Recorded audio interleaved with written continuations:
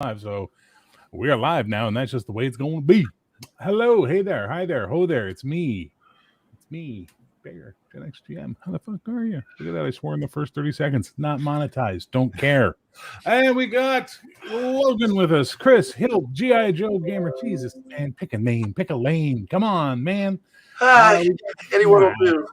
No. Pick one and live by it. Cody, see, GM Cody. We know who the hell that is. Always. Come on, from Ages Musings. How you doing, Sean? I am good, and that's Merlister Gandalor to you, buddy. That's my bag of never mind to you, dude. Hey, Mike Percival. Nice to see you. Hope you're doing all right. My best to you and the Ruby. All right, guys, just a little bit of business before we start the night. We are broadcasting on 4 channels. Mine is the primary channel, and then Merlin's Mr. Brandon is on his channel, and Cody's on his, and Logan's on his. Hey, Jason. Hey, Hungar. Hey, Chris. Hey, Spine. Hey, Donna. Anyway, the point is we are doing what we try and do every time, which is not try and take over the world, but try and raise $100 in super chats so we can give away 2 $25 drive-through RPG chats. We haven't succeeded yet. We came really close one time, and that was awesome. Let's see if we can do it tonight. But just remember, if you're on Sean's channel, don't do the super chat there. Come on over to my channel and super chat it there. Otherwise, he has to wait for it to go, and then we have a whole headache about it. So super chats here. We reach $100 tonight. We are going to give away two $25 drive-through RPG gift cards. Why 2 $25, not 4? Because Google takes 30% off the top. That'll be $50 for the 2 cards. The remaining $20 or whatever, I can buy a pizza. You know what I'm saying? So it'll be nice. I'll get a pizza. Pizza. Sacred pizzas. Let's eat some sacred pizzas. So, and who else we got? We got Baron G Rock. How you doing, Rock? Baron G Rock in the house. Johnny GM, the Dungeon Minister. Padre, nice to see you. Boigas. Yeah, we're going to eat some sacred boigas. That's right. All right. So let's get down to it. Let's not keep people waiting. Let's dive in. What is the point of this conversation? Well, it's levels and classes and hit points. Oh, my. It's the idea that D&D has been plagued by what are considered to be the sacred cows of D&D for a very long time.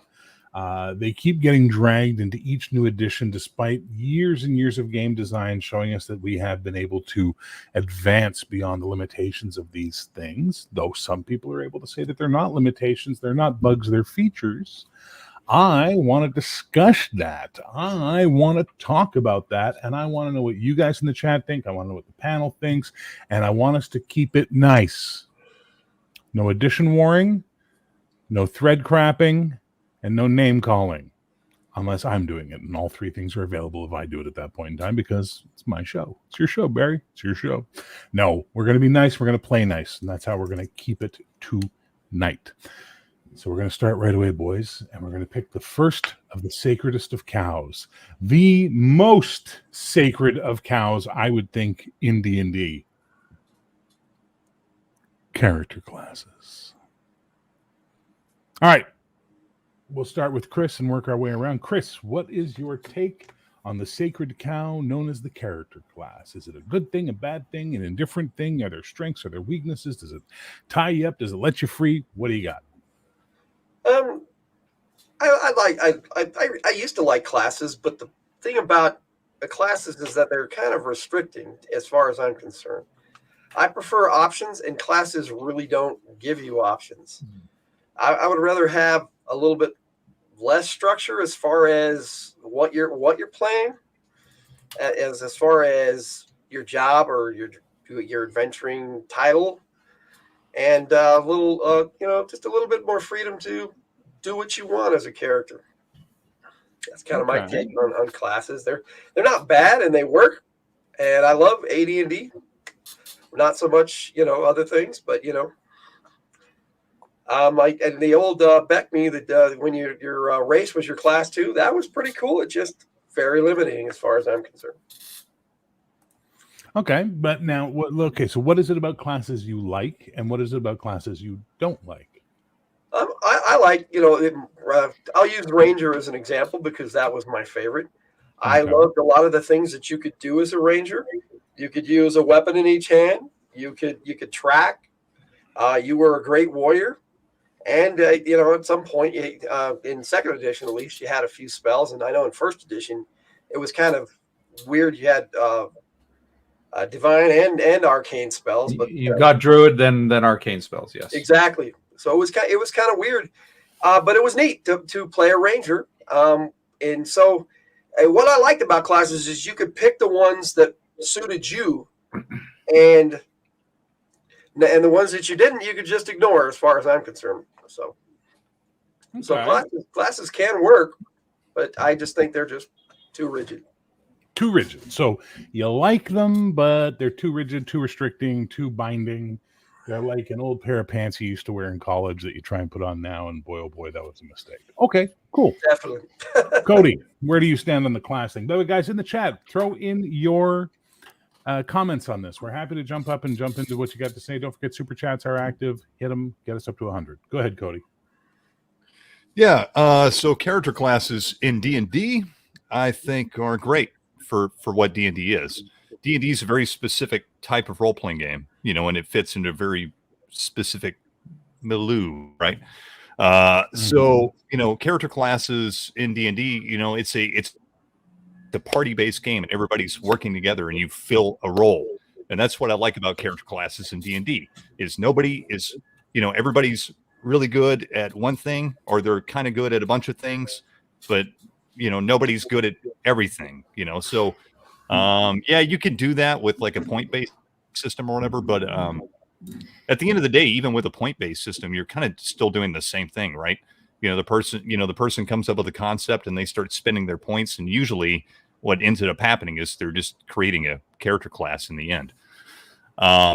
So yeah, it's a little restrictive, but I think it fits really well with the concept of D&D, where you're a party, you're working together, and everybody has to play a role in the party. The thief has to check for traps and, sneak around and scout ahead. And, the fighter obviously is going to be up front fighting, and the magic users going to be casting spells that are going to be useful for everybody. And the clerics, can fight a little bit, and, it's going to heal people.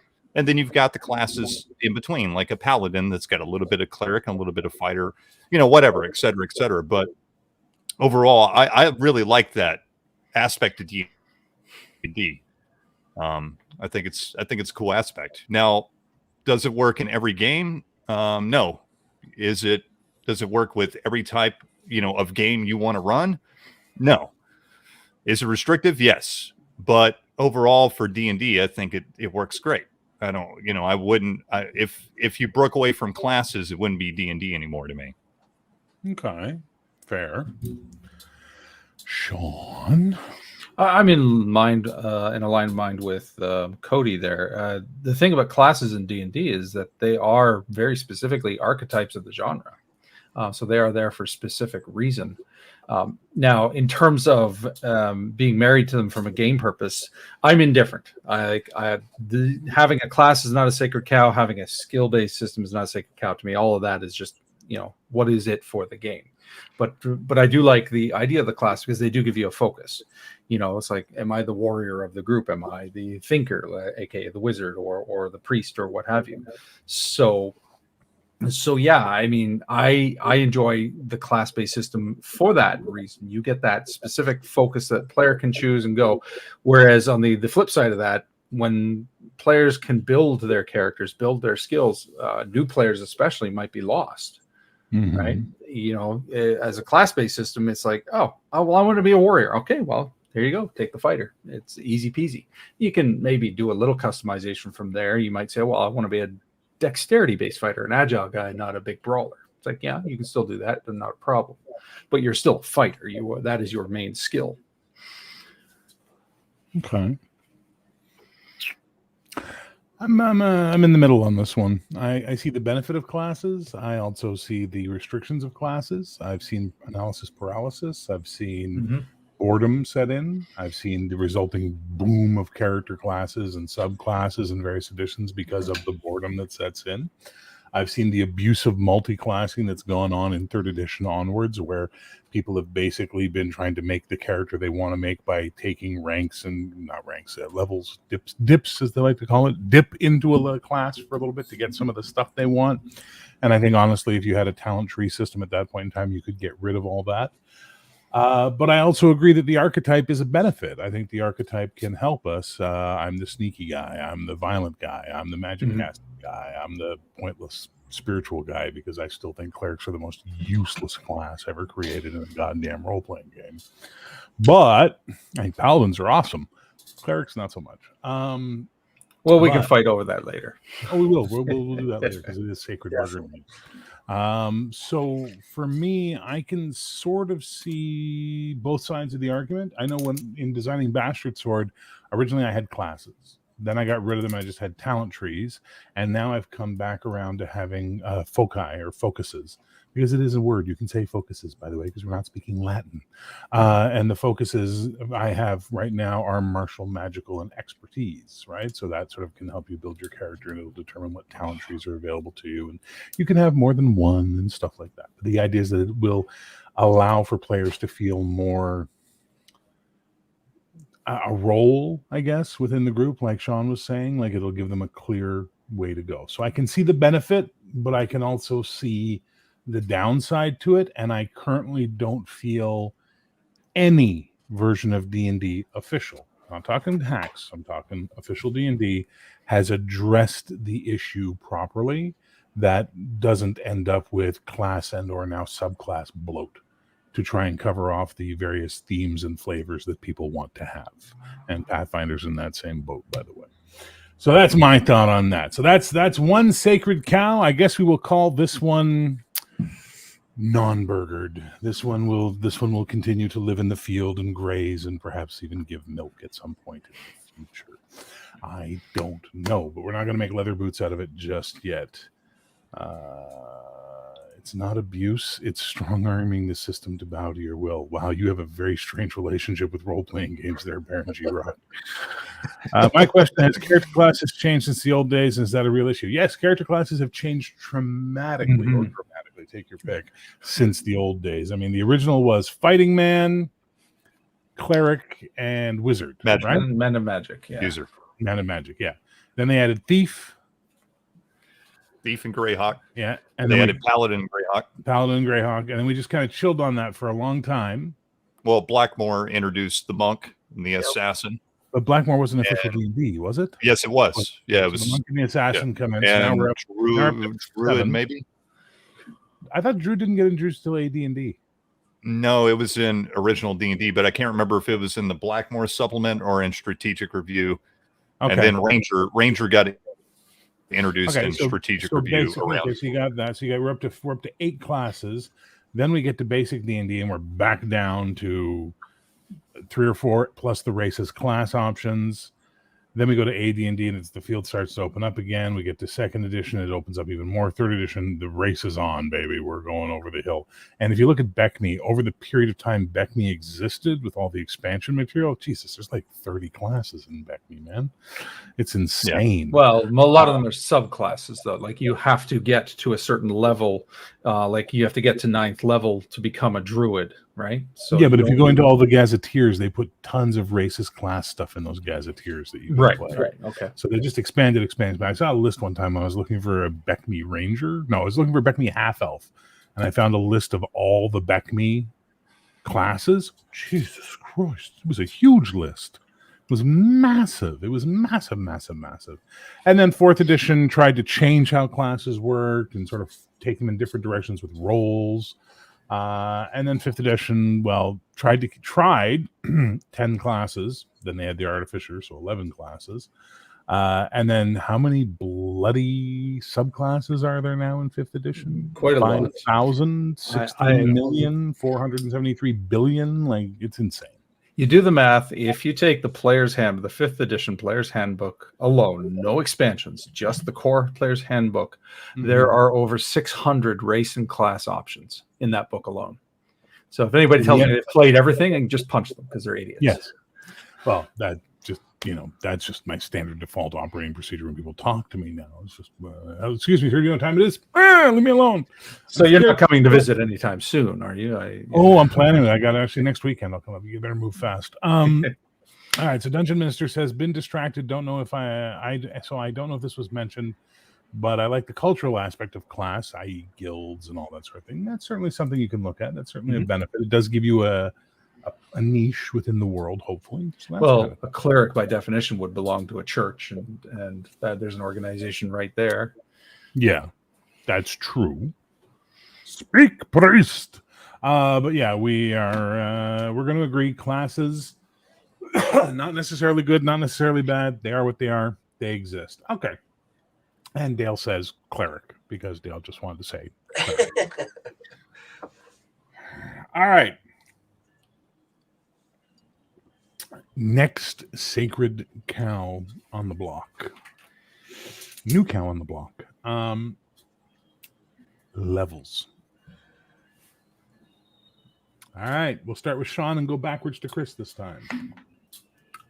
I'm okay with it. But I'm okay with playing a game that doesn't have levels. So long as, the key thing is you have something systemic in place to track your progress. A level is one way to do that. I know not a lot of people there's some people who don't like it, but I do like experience points and I like levels. What Fifth Ed does, or the more modern games do that I don't like, is somebody invented this concept of we can't have a dead level where nothing happens other than hit points. I hate that. I like the older games where your growth is very incremental. So levels 1 to 3 in basic, for example, you're effectively the same level fighter. You don't get any like THACO bonuses or anything like that. All you get is a hit point increase until level 4. That allows for more you can have better level or a greater level disparity between your classes. That way, if like you got a level 4 fighter, everybody else is level 1 or 2, they're not that much far ahead. Whereas you got like 5th edition, you've got a level 4 fighter and everybody else level 1. He's light years ahead. Does that make sense? Yes, yeah, it makes plenty of sense. So, yeah. But beyond things like that, no, I don't mind levels because they're a good, solid, easily understood, systemic way of tracking your progress. Mm-hmm. Okay, all right, Cody.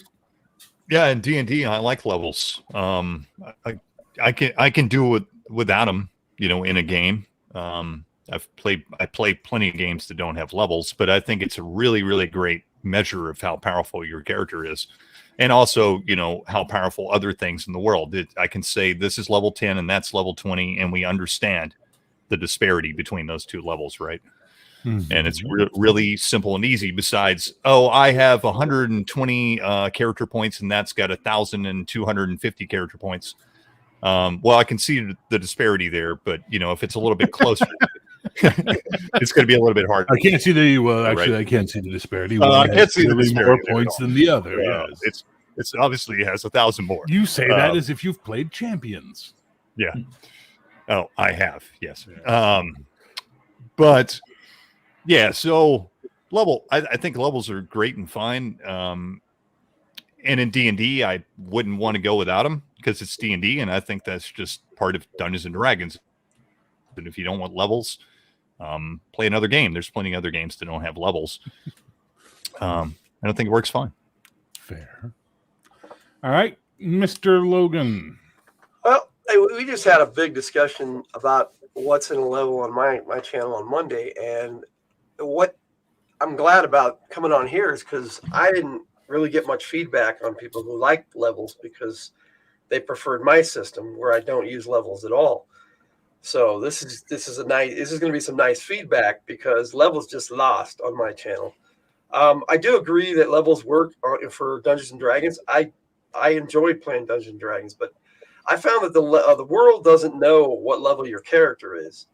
So I just did away with them altogether, and I just didn't see the need for them because if you do game session increases, it effectively is the same thing without having to worry about what level your character is or only getting hit points here and there, and when you leveled up. And with D&D, I like when you first started out how you got a lot of hit points, but once you hit like 10th level after name level of 9th level, a wizard only got 1 hit point, and if your saving throws didn't really increase very well. I find the incremental session based increases much better than level. Okay. Interesting. What do you guys think about the difference between old school D&D having the differing experience points per class and 30 plus everybody advances at the same level all the time? What do you guys think about that? I prefer the old ways for a variety of reasons, but I don't hate on the new way. I get why it's there. You know, a unified chart, again, easier for players to track. The difference in the play style is that it really much necessitates for modern games that everybody is relatively the same. Whereas in the older systems, you can get away with level disparity. You can get away with a new character coming in at level 1 onto a 5th level group, and they can still participate. You do that with 5th ed, you can't get away with that so much because they're so outclassed. Okay. And like a 1st level thief coming in joining a 5th level group, he's going to rock it up and catch up in no time. True. I mean, if you're playing a 14th level party and one guy dies and, well, here's your new level 1 character. Oh, man, dude, you're going to be like 6th level in like 5 sessions. Right. And that's, I mean, a lot of players will complain. It's like, oh, I got to start over and say, but the role-playing opportunity is there. Hey, you're the rookie of the group. That is a character choice you can make. Right, you're the new eager beaver to this established group of pros.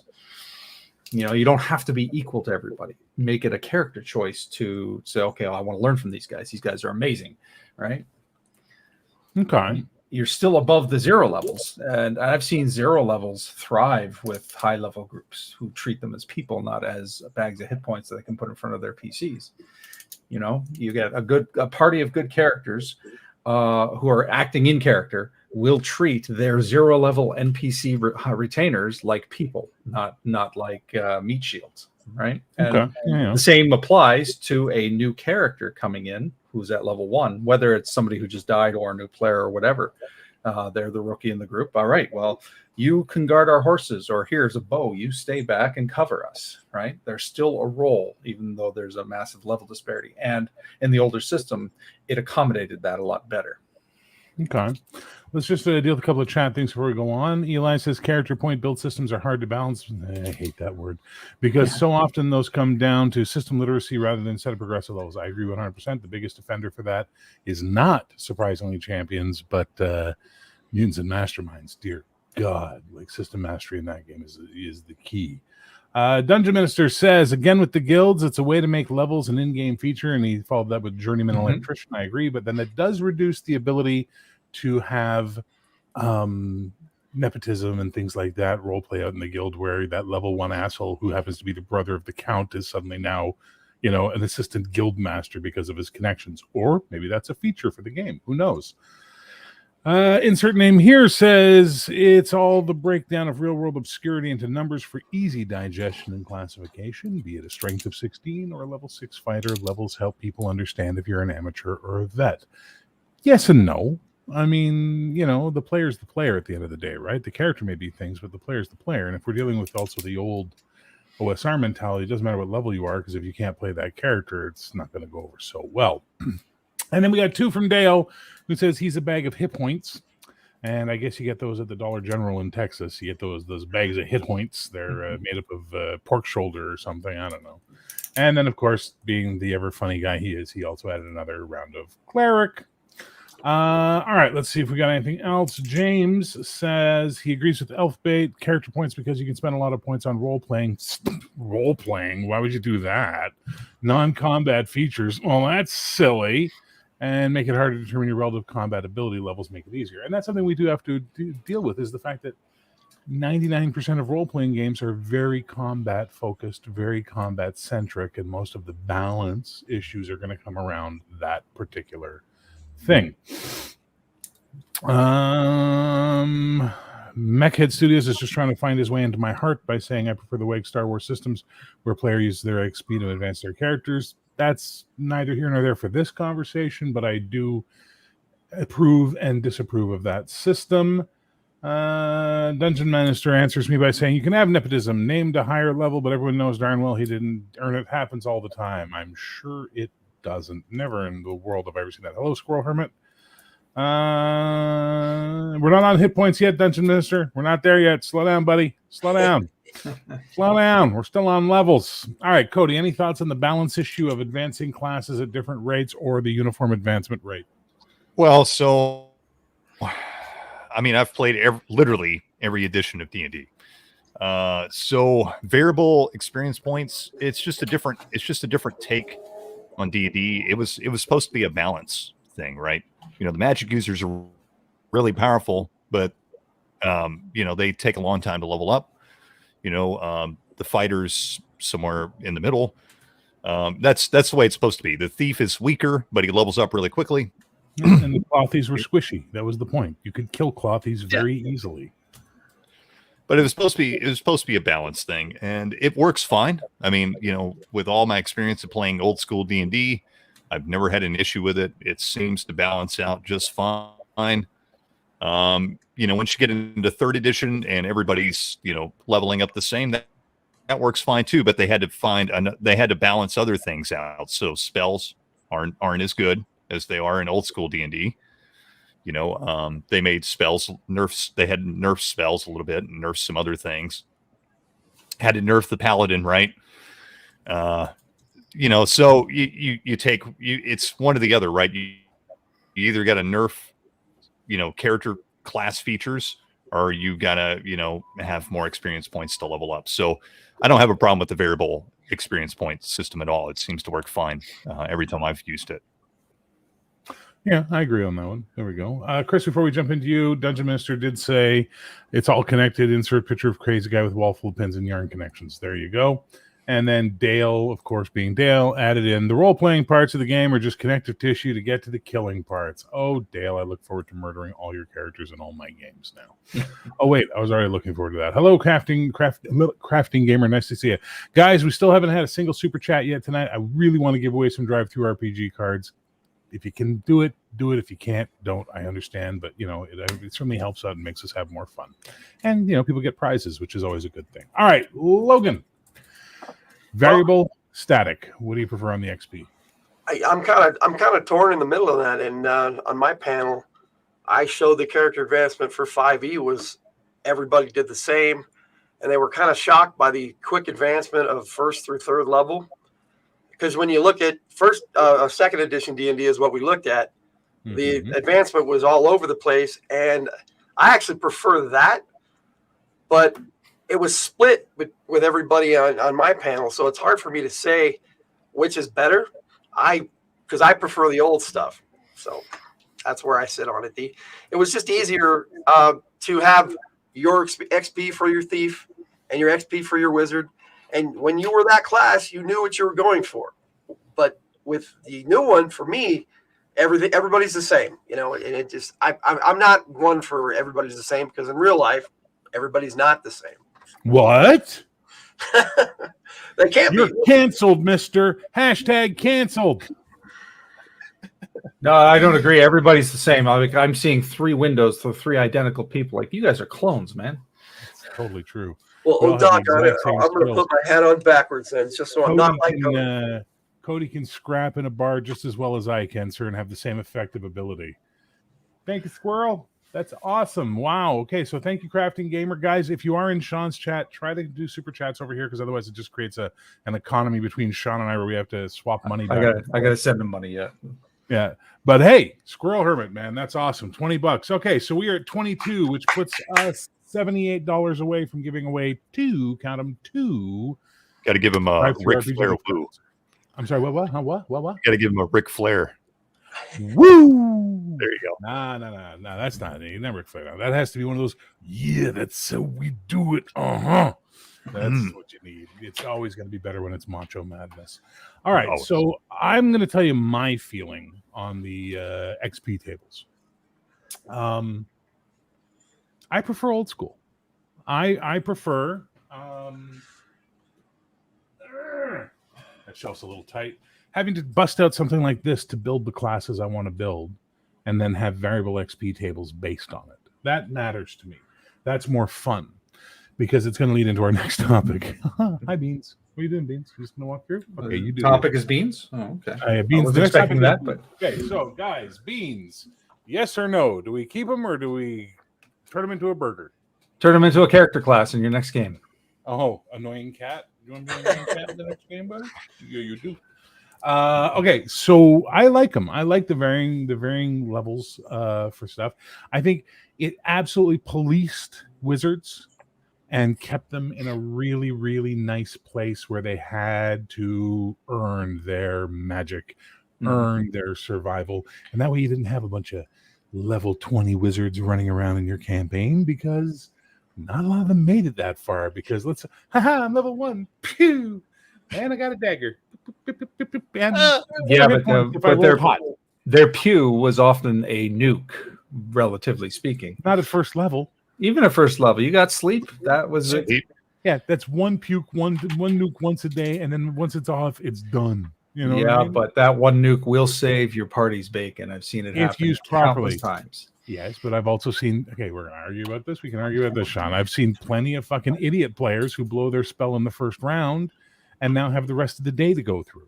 You're not wrong, but that's the player. That's not the strength of the class or the spell. Oh my god, the OSR nonsense begins. It's not that's the player, not the strength of the class. Fuck off. That's exactly. You know, you that's- just you know I called don't- you called them idiot players. Yes, You yes, agree. the idiot players playing a class that they don't know how to play, but it doesn't change the fact that the class does have that limitation built into it, which can easily affect the player's fun. If someone wants to have fun at the game and they're sitting on this spell, but they're going, well, I can't cast it.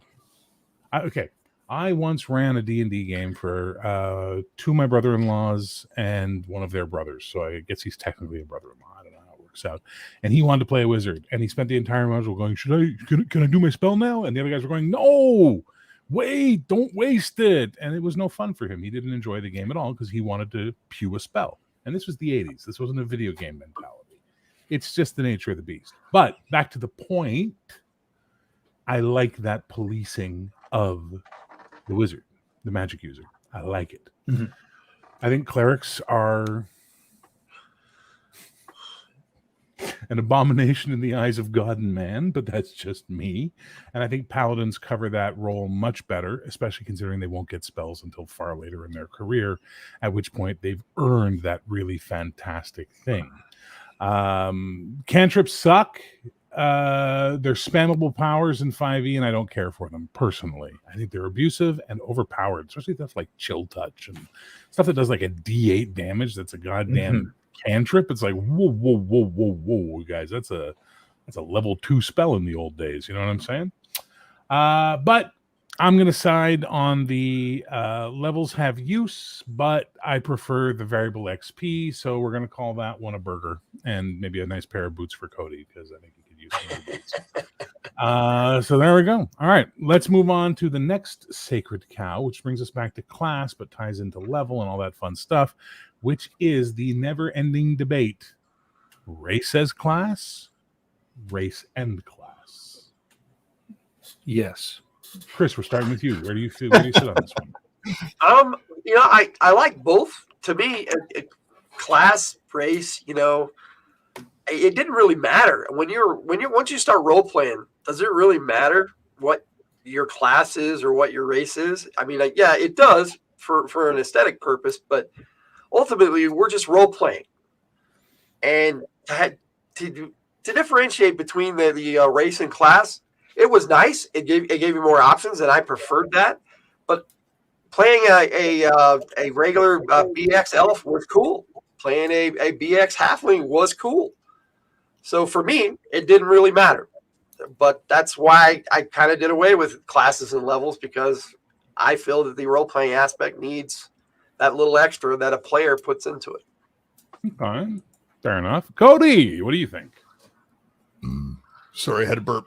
Yeah, we heard. Stay classy, Cody. Stay classy. Oh, always. I'm always classy, sir. Put the ass in so- racist class. Yes. Racist class. So one thing I want to say about classes is I'm a big fan of like just the basic classes in D&D. And I think you can really imagine anything out of those 4 classes. The fighter, the cleric, the thief, and the magic user. I'm a huge fan of that system. And I'm a huge fan of BX. It's probably, if I had to, like, if push come to shove, if somebody's like, what's your favorite edition? What's your favorite edition? It's probably going to be BX. And so the races class thing I thought was pretty cool. Because I always imagine the demi-human races anyways, as, you know, they're very stereotypical.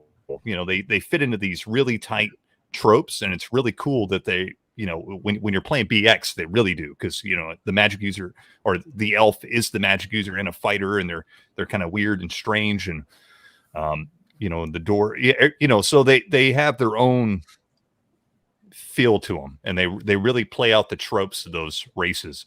And you know, classes race separate is fine too, you know, so I don't have a problem with it, but it's a different feeling. So it's whatever kind of feeling you want to go for. And when I'm running a D&D campaign, I pick which edition of D&D I'm going to run based on what kind of feeling I want for the campaign, because each edition is going to give you a different feel, I think.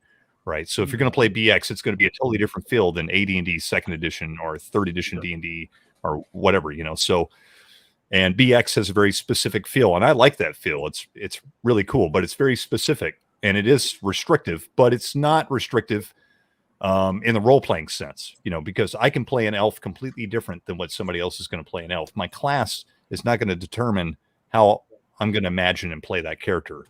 Or even a fighter. I can be a, you know, there might not be a ranger in BX, but I can play a ranger. I'll just be a fighter and just say, you know, I grew up in the woods and blah, blah, blah. And, you know, a good DM is going to say, okay, well, you know, he's probably going to give you a bonus to surprise in the woods, and, you know, you know how to hunt, and you know how to fish, and you might have some dealings with the elves and the fairies and whatnot. Starting to sound like house rules there, sir. Not really. That's just DM fiat, which is Flavor. DM fiat starting to sound like third edition talk, sir. I can do this all day. Do what? What? What? That makes no sense. DM Fiat has been there from the beginning. Now. Yeah. Hello, Catherine. Everybody say hi to the only lady who dared show up in this den of iniquity. Hello, All Catherine. Right. Sean. Well, race class, raises class. I loves me some race class split. Ultimately, that's the preferred way to play. But I admit I have warmed up to races class. I thought I'd moved on from it when I walked away from basic back in the 80s, and then playing old school essentials. I was like, you know what? There's merit to it, especially. You know, I've started sort of assessing players in the past year and a half of who are committed to the game and who are more casual. And when you get a game of casuals, the race as class is ultimately the better way to go, because it's less work for the players who aren't going to do that work. Whereas if you have a more nuanced game with more details, then, you know, you'll have the committed players who will do that work. You know, how many times have you played games where you have to remind the players of what their abilities are? Because they, and it's not a new player, but somebody who's been at it for a while who should know better. So I have found, from a practical perspective, the races class is great for that, because it is simpler, it is easier, it's more graspable for the casual player who's not going to put in the full work to learn the nuances of a role-playing game, especially a complex one like AD&D, which has so much cooking, including the race class split, which also comes with its own set of rules for multi-classing, for multiple hit points, level limits, all that sort of thing. All right. I live on the I was race and class for the longest time. I thought that was the advancement of the game that made the most sense, much like the roll high single mechanic made sense. All that made sense. Then I discovered BX and kind of found my favorite edition of D&D because it had modularity. I could put things in. It made me really happy. So I could put feats in. I know, ooh, sacrilege. I don't care. And more importantly, it sold me and brought me back around once I read the reason for races class existing, which was basically Gygax, I guess, would be the one, or maybe it was Moldvay or whatever, that thought that you should be, like in Lord of the Rings, mostly humans. So that elf you meet is like the only elf you're going to meet for the most part, and they would be a representation of a generic elf. And I thought about that, and I said, that's pretty good. But then I said, we're kind of pigeonholing elves and halflings and dwarves and what have you. So I got into the idea of, I like the idea once again of using this to build race classes. So instead of having a dwarf wizard, we'll have a dwarven stone crafter who can do cool magic stuff with rock. And so having an elf ranger, we'll have an elven green singer who's a little bit of a druid, a little bit of a ranger, and they do those cool elven-y type things. Or maybe an elven warden who patrols the woods or whatever. You can do that and give something to the character specifically for the player, specifically for them, that could make it more fun and make them feel special and give them their niche. I find the genericity of race and class has become a cancer in D&D for me, and we see that clearly in 5th edition because it permeates into the setting as well. Races now, for me, become hats that people wear because they don't act any differently. For the most part. They're just I'm an elf who's a ranger, but you're really a ranger, not an elf. You just like the bonuses of the elf and the pointy ears, but ultimately you act exactly like a human. Humans in funny hats. Yeah. So I sort of went the other way, and I feel pretty good about that, which leads me to my next. So that one's a sacred cow for me. I'm not touching racist class. If you want race and class, you can eat that burger, but I'm not having that. That's not for me.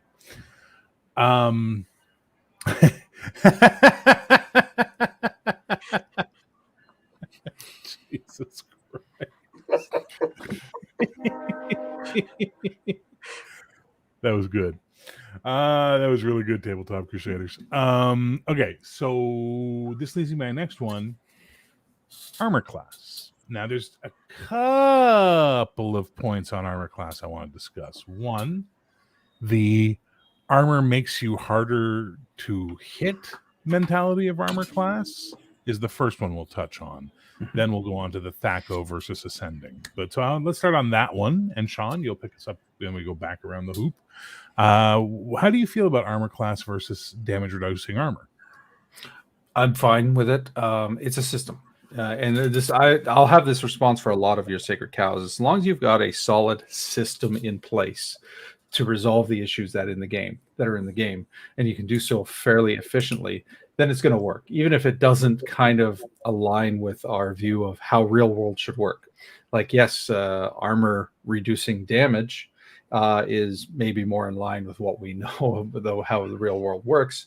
But if you're going to do it that way, then create a system that represents that. The armor class system for avoiding damage works just fine. I think we talked about this briefly. I don't know if you were there on DM James's stream the other day, because he was asking about damage reducing armor. Now, I use in AD&D, I do use this aspect of Unearthed Arcana, where you have the field and full plate armor that have damage reduction as well as the normal AC values. And it works fine. It's very expensive. And they basically reduce full plate armor reduces 1 point per die of damage done. To a certain maximum, I believe it's 26, and then the armor is diminished. But again, it's all part of the system. You could argue that 5th edition sort of does that, because they've changed the number. In old school, in first ed and old school D&D, you had a lesser threshold of hitting, but the damage was usually catastrophic if you took a hit, because you had a lower threshold of hit points, right? Whereas 5th edition does the opposite. It's easier to score a hit, but you have so many more hit points, so you're just attacking bloated bags of hit points, right? You could argue that that's exactly what armor doing reduced damage would be. You're just transferring the hit points from your character to your armor. Okay. So it's all kind of the same in the wash when you think about it mathematically. You're just sort of processing it different in your brain. Oh, the armor is taking the damage. Well, it's still hit points that you're tracking. Yeah, I suppose that's one way of looking at it. Okay, Monsieur Cody. Oui. So yeah, I agree with Sean. Armor class is just a system, and so is damage reduction. Neither one is realistic, by the way. If you think it is, you're wrong.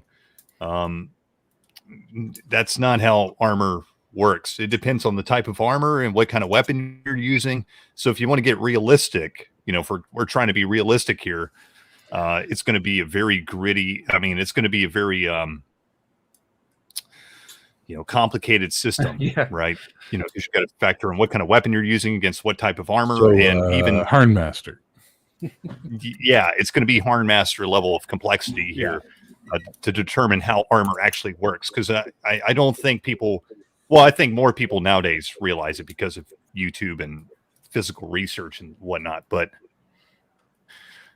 there is a drastic difference in disparity in different types of armor and arms.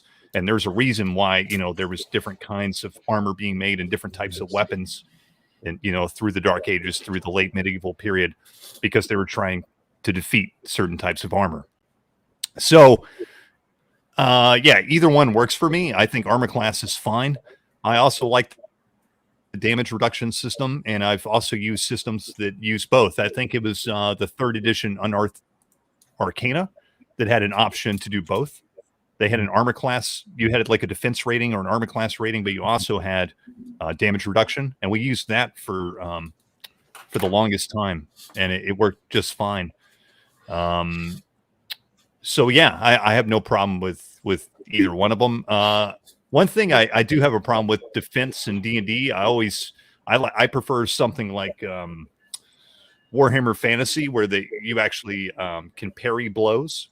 Instead of just depending on your armor class, that's actually more where your defenses should be, is in your actual combat prowess. If, in my opinion, I really like role-playing systems that depict that more than, you're just dependent on for what it is. Armor class works just fine. So. Okay. Chris? Well, I liked armor class.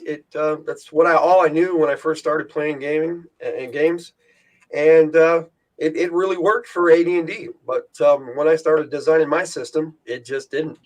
I don't find it all that complicated. You have your armor, you have your agility or your dexterity, whatever you want to call it. Same thing. You put it all together, and some of your magical bonuses. That's your defense. That's what it requires to hit. I don't know why it's all that complicated. It should just be a simple game mechanic. It's a number. It's all numbers.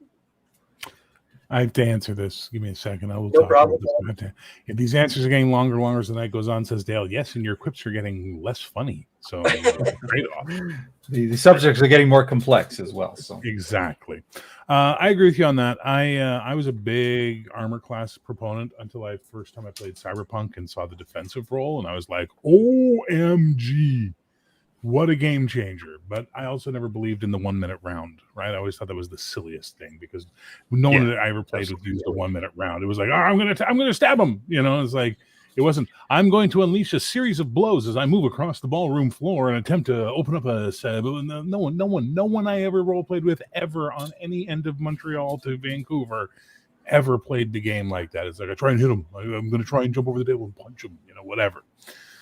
So I like defense. In 3rd edition, I saw the alternate idea for, why does the to hit bonus go up, but the defense bonus never goes up. So when they introduced that idea as an optional rule of you, depending on your class, you would get a defense bonus based on level. I like that. It made you harder to hit. And then that tied in perfectly to damage reducing armor, where you had a static defense or even a flexible defense, which was 10 plus your dex mod or your dexterity plus your whatever mod, whatever the case, you could figure it out. And that became the target number to hit you, but the armor protected you from the actual hit at the end. And then I discovered active defense and was even happier, because now you're trying to get out of the way of being hit, like the parry, the block, the dodge, the duck, whatever you want to have. Duck, dodge, duck, dive. Duck Dodgers! The point being is that I'm very much on the damage reducing defensive active defense side of this argument. I'm done with armor class as a whole. But if we're going to use armor class, ascending or Thaco? yes, Thank you. I know. I'm so useful to this conversation. You are. Wait, you spelled it wrong. Useless is how you pronounce that word, sir. So Chris, Thaco, we'll do this one fast. Thaco or ascending AC? Thaco. Why? Loved it. Why? I don't know. It's just because I got You used to fast it. because Dale's getting bored. We got to go fast because Dale's bored. Dale's getting bored. Okay, well, Yeah. because it worked. You knew what you needed. You added and subtracted, and that was it. Done. Thaco. Done. All right, Cody. They're both the same fucking thing. Yes. Off the fucking Thank fence you. and Pick one. Yes, Get they off are. the fence and pick one. Thaco or Ascending, sir. You have to pick. The Um, gun's to your head. Just like you got to pick your favorite D&D. Which one are you using? Thaco Thaco, or the Ascending? Thaco only because back in the day when we used Thaco, we used to have to, we made up a song to explain Thaco to people, which I don't remember the whole song, but it basically went like this. 2 hit armor class 0, roll your D20, subtract your Thaco.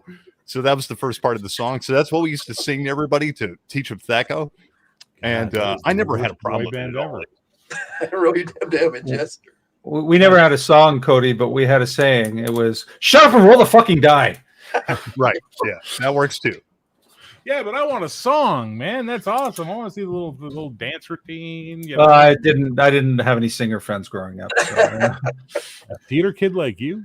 I wasn't a theater kid until my late 20s. So, Yeah, fair. All right. Okay, so Sean, Thaco or Ascending? You have to pick. No choice. well, I will pick, but first I'm going to say I'll generally use what comes with the system. I'm not going to rewrite a system, right? But I do prefer Thaco, mainly because most of the systems I run are Thaco. But Thaco, the problem is people don't use it right.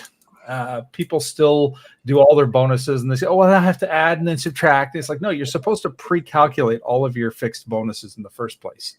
So you have your Thaco number, and that way you're minimally adding to the die. So you're just using core numbers. And that makes the math infinitely easier, because when you add more numbers, even though it's easy math, it's addition, it's still more math. You're still actually giving yourself more work to do, even if it is easy. But yes, as Cody says, mathematically, they're pretty much the same thing. Okay. All right. I was an Ascending AC guy. I thought it was a great idea. I was really into it. And then I saw a video, 2 videos on YouTube that I've often linked in my community tab, where this guy basically breaks down how Thaco works and why Thaco is superior. And he sold me. He converted me on it. He really did. He said, AC0 was like, it just worked. You didn't get that escalation of numbers that you get from the Ascending, where you always got to be rolling higher, always got to be rolling higher, always got to be rolling higher, and you get that escalation. So I kind of agreed on that. So if I have to use AC, I'm using Thaco. I think it's really good. And I even found out a way to use active defense with Thaco, which made me even happier, because I'm like, well, now I've got that thing that I love so much. So life was pretty good on that one. Fair. And also, I think anyone who says basic addition and subtraction is too much math in your game really needs to have their report cards looked more carefully at, and probably their high school diploma removed, or their GED, because it's just like, come on, man. That's like, we're not asking for square roots. We're not asking for calculus. We're not asking for algebra. It's plus minus. This is basic shit. Kids learn this, You have 5 apples. You eat 1 apple. How many apples do you have left? I mean, it's pretty straightforward shit. So for me, I'm okay on that. I think Thaco has gotten a much maligned reputation from the more modern gamers, and we saw that when we saw WotC put Thaco the Clown in their setting, because they wanted to mock the old school thing. And that's fine. You can do that, guys, up there in Seattle with your fancy pants 5e games. But I think for the rest of us, pick what you like and run with it, and don't shit on others for taking what they enjoy. If they enjoy Ascending AC, God bless them. Ascending AC. That's just it. I go to a game and they're using Ascending. I'm not saying, well, you're doing it wrong, you should be using Thaco. Yeah. I accept whatever they're using. If I'm not gonna rewrite my 5th ed game to use Thaco. I'm gonna use Ascending because that's what's there. But at the same time, don't come to my table when we're playing Old School Essentials and bitch about this, that I'm not using Ascending. And I have had 2 people do that. It's like, no. Yeah. Use the math skills you claim to have and just play the game. Just roll. Don't you have a PhD in mathematics? Yeah. I'll also say, the other thing about the Ascending AC I kind of like is it kind of has a cool flavor, right? It's kind of way cooler to say I have -10 armor class than it is to say I have 20 armor class. Oh, yeah. I do think Kind of the same thing with like. Sorry, finish your thought, and I'll say what I'm saying. No, I was going to say I just kind of like the flavor of it, but also like it's kind of the same thing as like saving throws. Make a fucking death save is a lot cooler than make a fortitude. Make a dex save, right? What I was about to say was the idea of the armor class, of course, came from the old naval combat games, where armor class 1 was the lowest and was the best, and they probably should have kept the math to keep that idea rather than go to 0 and go to the negatives and all that, so that when you say I have armor class 1, people know that is first class armor, that is the best, right? If I have armor class 2, that's second class. It's really good, but it's not the best. Fair enough. Hey, Omen, nice to see you, by the way. Welcome to the chat. Yeah, I agree with everything we just said around on this one. None of this bothers me any much. I think once I discovered active defense, armor class became meaningless to me. You know, it was just like, I don't care if it's THAC or if it's ascending at the end of the day, because I'm still going to use active defense, and I'm still going to watch you roll your own dice and curse yourself with your shitty rolls, as opposed to blaming me for my hot dice all the time as the DM. So I love rolling dice, so I'm not taking the dice away from myself. Yes. We know what you like to do, sir. We know. Your love of the halfling weed has slowed your mind. Okay. Hit points. Halfling potato soup. We're here. Hit points. Some people love hit points. Some people hate them. Some people love wound tracks. Some people hate them. They call them the death spiral and all this other fun stuff. Where do y'all stand on that? Who wants to take this one? I won't even pick one of y'all. Let one of you who has a feeling about it start. I like hit points. They work. But I don't think that they should be astronomical. And 80 second edition, if you actually use some of the first edition stuff with it from the Cavalier, their hit points could get insane. Mm-hmm. So it's ridiculous. So I think you should just rein in your hit points just a little bit, and you're just fine. Just make it a little bit more realistic. So I like hit points. Oh, you use the R word, realistic. Take a drink.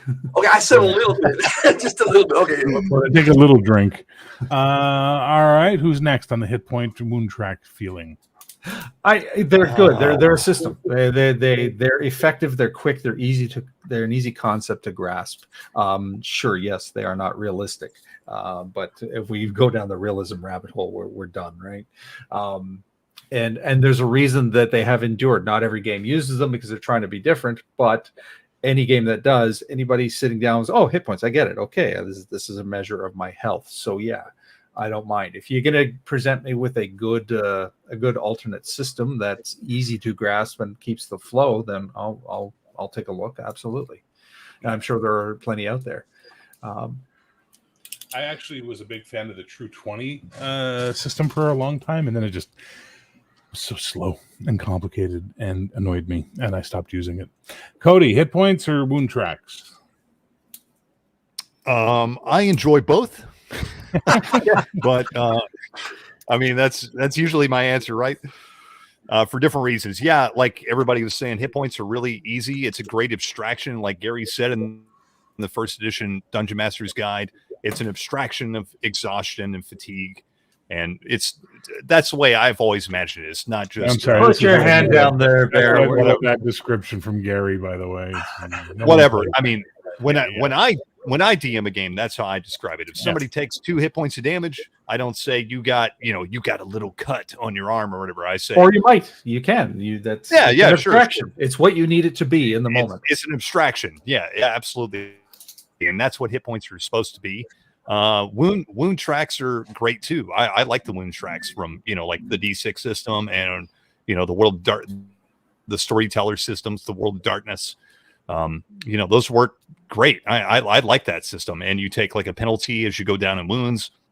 Great. Like all that works great to me. So either one's fine. It just depends on the game. As far as like D&D is concerned, if they took out hit points, I'd be like, this is not D&D anymore, because it's a part of D&D, right? Okay. I,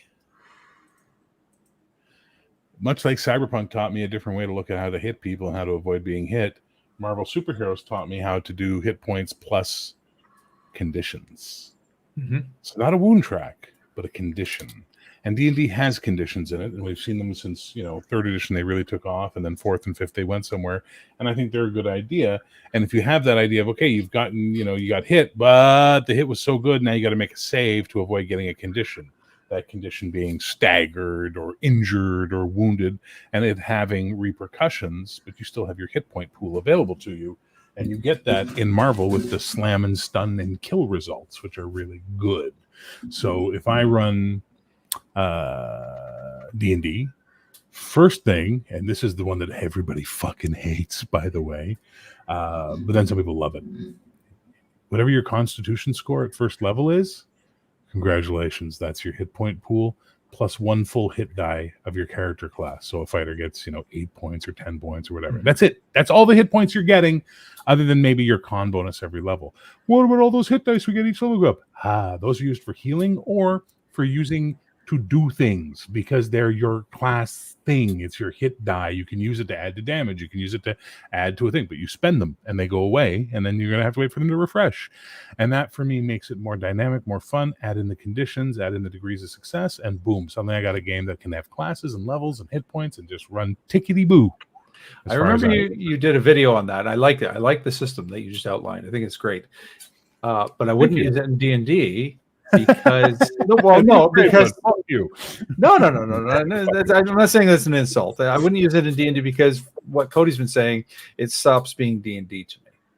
I disagree with that statement, though, as a core statement. I will talk about that. Oh my God, thank you, Tabletop Crusaders. Guys, we are at $32, which means we are $68 away from giving away 2 gift cards. Come on, guys, you can do it. Sorry, I have to give some gift card. While Sean talks about what he said, I'm going to give some gift cards to the cats. I was just saying, it's like I like D&D as is because of the way it's laid out. But what you've just described is interesting to me. I like that idea, and in your game, I would expect to see it. I mean, it's like if the thing you laid out wasn't there, I'd be like, okay, what's Bear talking about? Where's the system he laid out and created? Are you referring in Bastard Sword? Whatever game you end up creating. It's there. Yeah. Okay. So there you go. But it is a good system. It's for a different effect. It's not that it necessarily can't work in D&D. It shifts the feeling slightly. That's just my opinion on that. Right. The one problem I have with hit points is we were touching on it earlier was I don't like hit point bloat. So that's one thing I don't like in 3rd edition and the later editions is you just continue getting hit dice all through all the levels. And when you get to these high levels, you're just at fucking ridiculous numbers. I much prefer the older editions of D&D where you cap out, at hit points, and it's not as silly and ridiculous. And I also like your system, Bear, and, Talislanta, uses a similar system, which kind of turned me on to that, where you just have a base number of hit points and you only progress. You only gain, like in Talislanta, you only gain 2 hit points a level, so you might start with 10, 12, 8 hit points, but you only gain 2 hit points a level. So that's it. Like you're not really increasing that much. I dig that system, but yeah, like Sean was saying, I like D&D the way it is. Just keep D&D the way it is. Just keep it the same. Yes. There shall be no mingling of the games, you game segregationist. I understand. I also like watching players roll their hit points and watch them tremble with fear. That's fun. But that's the thing. If you take that advantage, but hang on, HP or wounds are just target numbers for game masters to TPK. Thank you, Tabletop Crusaders. First of all, for the donation, and second of all, for the cute comment about TPKs. You don't have to worry about hit points. You can TPK without hit points. Trust me. 5 quick death saves that everybody fails. Well, I guess that's the end of that party. But we had 38 hit points. Yeah, but you blew your death save, so that sword went right through your throat, opened your carotid artery, and now you're dead. C'est la vie. Or c'est la mort. But anyway, the point being is that for me, so we'll get into the next one. We're an hour in, so now we can start going off the track a little bit and talk about whatever at this point in time. We've done our first hour of stayed focused. I'm really impressed we did that. I don't agree with the statement that both Sean and Cody are making. I understand why you're making it, but I don't agree with the idea that it's not D&D. I think the one thing Professor Dungeon Master has said that I truly agree with is that if you're rolling a D20 and your goal is to roll high, you're playing D&D. And I mean, you could always nitpick it and clip it and counterpoint it and point to parliamentary procedure it and all that stuff that you want to do. But ultimately, I think it's a way to say it. So if I've got classes, if I've got levels, if I've got races, and I've got armor class, but I've got less hit points and condition saves and I don't know, active defense. It's still D&D. Just like every edition of D&D that has come out, it's just some different rules that have been added into the base to make it more to the flavor of the person designing it. At least that's my feeling. I don't mind tweaks. I agree with you there. I just there's a threshold where it stops being the game you want to play. It's a weird kind of nebulous thing. I'll use my nephew to be George, for example. He started playing OSE, which was great, and then he decided certain rules in OSE weren't to his liking, so he started changing them. And it's like, okay, let's see what we do. And then next thing you know, we're playing Lamentations of the Flame Princess, but he still labels it OSE, and it's like, I really don't like this game. No, sir, I don't like it. Nope. No, sir. I don't like it one bit. I don't like it. I'm going to have to say I slightly disagree with all of that, but yet at the same time, I think role-playing in general, it's all the same game, just you're changing genres. The mechanics really doesn't matter. When you sit at the table and you're role-playing, doesn't really matter what rules you're using, so long as everybody's having a good time. If we're playing fantasy, we're playing fantasy. Isn't that Dungeons and Dragons? But if you're playing... Go ahead. No. Finish your statement, Chris. Fight. That's not really a fight. No. Finish your statement. Ultimately, if we're playing, like I'm making up a GI Joe type military action game. If you're playing that, the rules are a little different, but it's basically the same game that you're playing, and that's my point. Does the game mechanics really matter so long as the people at the table are having a good time and your game master is running a good game? Counterpoint. Yes, the mechanics matter. They do, yeah. I agree with Bear on that. No. I see the point you're making, Chris, and I'm not saying it's not a valid point. It's a very valid point. But at the end of the day, I'm here to play a game.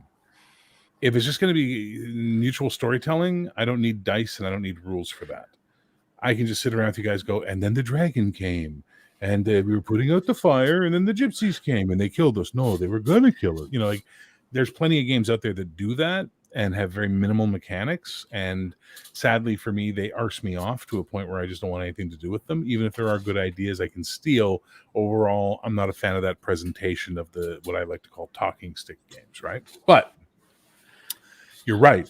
If we're having fun, that's all that matters at the end of the day. But for me, part of the fun is playing the game. Well, so I want the rules to matter. Yeah, and I want the rules to matter. So that's why. And some rules are a legitimate joy to play within. Other rules can be frustrating. Right? Like if you can't wrap your head around it, or you have to stop to do too much math at any given time, things like that. I mean, that's why the THACO detractors, they'll complain it's too much math for them to do. Oh, there's $10 more for you. Yeah, game mechanics can and do cause a certain feel. Agreed on that one, 100%. And we're now 52 away from game card giveaway, so we're getting closer, guys. Good stuff. All right, okay. We can all agree that game mechanics, like Squirrel said and like Sean was saying, will cause certain flavors or certain things, and sometimes they can be as delicious as they are. Sometimes they can be bitter. Sometimes they can be I hate that rule. You know what I mean? Like that happens. Mm-hmm. I'm actually become a big fan of the 2d6 skill system for D&D characters. And I mean, I say skills, I mean thief skills, ranger skills, and I've seen it and I've adapted it myself into other classes that have abilities that do things like that, and making little skill plans out of them that work on their level and all that fun stuff. And it really, and I think I can't remember whose blog it was. I saw it on the first time. It might have been Dyson Logos had an article about it, but it was a really interesting idea. So I used that in my last OSE game. I brought in this idea of these skill tables for the classes that had abilities like that. And it worked wonderful. Roll 2d6 and off you go. But that worked for me better than roll a d20 plus your mod, because it was different. And I liked the subsystem at that point in time. And I still do. And if I ever do run OSE again, a lot of these house rules are going to be showing up in my BX game. Do I think they're the only way to do it? No. Oh my God. Look at that. Well, I'm so glad you're having fun with Tankar. Tank's a good guy. Love him to pieces. And thanks for stopping by. We appreciate it, Dan Dungeon Damsel. But yeah, so let's get to the next one then. This is the big one for me. House rules. Some people hate them. I've legitimately seen like on RPG.net back in the day and stuff like that, like just full. I mean, if they were in a room together, it'd be a Donnybrook, it'd be just a full-on drag down a brawl happening. What do you guys think about house rules? I mean, clearly, is it's better rules as written, or do we take the page from Gary, who didn't even use the rules as written himself, and run the rules we want to run at our table? I have never met a game I haven't wanted to house rule with a caveat. I still try rules as written first to see what the intent was and see if I can get my head around the game as presented before I start playing with it. Okay. Cody?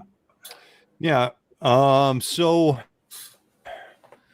back in the day, I would always play rules as written when I started as a kid. I just thought that was the way you did it. Second edition AD&D was what presented to me the idea that you can house rule. Mm-hmm. I forget what, I think it's in the forward to AD&D second edition, and David Zeb Cook is talking about all the players. It's just some little brief thing. He just talks about, if you have a binder of house rules, that's cool too. It's still AD&D. And I was like, what? A binder of house rules? Huh? You can make up your own rules? So that as a kid, I was just like, what? Mind blown. And but we always tried to stick to the rules as written. I'm a big proponent of house rules, though. Today, like if I'm running D&D, I always have some list of house rules. I did want to mention, like, my point about, I keep saying, it's not D&D. What I meant by that is like the actual published rules. So if they like drastically changed the published rules to me, and they were changing all these things, I don't think it's D&D. But if you change the game to suit what you want for your table, it's still D&D at your table, right? I'm not saying you're doing it wrong. I'm just saying that, like, as a whole, it's not the flavor of D&D. But that doesn't mean you're not playing Dungeons and Dragons at your table the way you've always played it or the way you want to play it. And so, I play Dungeons and Dragons differently than you play it. Sean plays it differently than we all play it. I'm just saying, Sean plays rules as written. I always have some house rules of, different sorts. I want to try different things out every time. Yeah. Chris, he's the house rules master. He wrote his own fucking game. Bear, so did you, right? You wrote your own game, right? So I'm losing my ground here on my own channel. Cody's got the better voice. Chris is the game writer, and I'm like, what do I do? Oh yeah, I'm just the lump that brings you all together. Everybody's got to have some purpose. Yeah, well, being a linchpin's a fun thing to be. No, but I agree with you on that. And just to address this really quickly, I'm introducing a new house rule in any game that I run. If Omanal plays, his characters permanently have disadvantage, because that makes sense to me. Okay, so Chris, house rules. Yay, nay. I'm gonna have to quote Victor Gibson here. Once you take the game home, it's yours to change as you see fit. I totally agree with that. Amen, brother. At the end of the day, when we run a game, whether we choose to use the rules as written or to use our own house rules, those are our house rules. So we're all using house rules, whether we know it or not. Mm-hmm. Well, it seems like we all agree on this one, which is if it works, it works, and it's your table, do what the hell you want. So that leads me to the only next question I need to ask at this point in time, which is, and hopefully Cody will hear the question for when he gets back. Zeb Cook, genius or mad lad? Oh, I'm a Zeb Cook fan, so genius. And yes, Bear, I'm going to blow your mind here a little bit. I am the 1 minute combat gamer. Because you like miniatures. Yeah, I do like miniatures, but also the actual time frame is arbitrary. It just, I like the 10-minute segment style of running. It just works. Yeah, I can't stand it, but that's me personally. I use the 1 minute round in AD&D because it makes sense in AD&D the way it's laid out. But no, for others, like I use the 10-second round in OSE, which is the default. My 5th ed game, I've actually changed from the 6-second combat round to a 10-second combat round. I thought the 6-second round was a little too quick for all the shit they let you do in 5th edition. So, someone asked, What? Well, right there. What is? Oh, sorry, I got the wrong one. I don't know why I went to Tabletop Crusaders. What's a Zeb Cook Precious? Well, this game would not exist without Zeb Cook. It's as simple as that. So to me, he's a genius. Zeb was the guy who came in at TSR and went, "This is all really neat stuff, but I got crazy ideas. Let's try them out." And Zeb Cook is probably responsible for a lot of innovation that we saw in D&D over the years. He's the key mover and shaker from second ed, wasn't he? Oh yeah, for sure. He And a hell of a up. writer. He screwed it up. Well, I disagree, but that's, we can disagree on that one. I think he's a hell of a writer. I think he created some stuff that is just amazing. They have that Zeb Cook game they do where they took his Conan system and turned it into a clone, Zerfers or whatever it's called. He had ideas for games that broke the mold, and for me, those molds needed to be broken so that we could get more and more and more and more and more development in the hobby, and not be stayed and static. And that's why I will always appreciate him. I think he's an absolute fucking mad lad because of the stuff he came up with. Like some of it's just like not everything he did. I'm like, oh yeah, 100%. But overall, pretty good stuff. Now, Sean, go ahead and explain why Second Ed is broken while I go grab a drink. It was broken. I just don't think he quite understood First Ed. Because a lot of the things that were taken into Second Ed were carried over incorrectly. Like the 1 minute combat round, for instance. They left the 1 minute combat round, but then gutted all the nuance that made the 1 minute round necessary. The segmented system, for instance.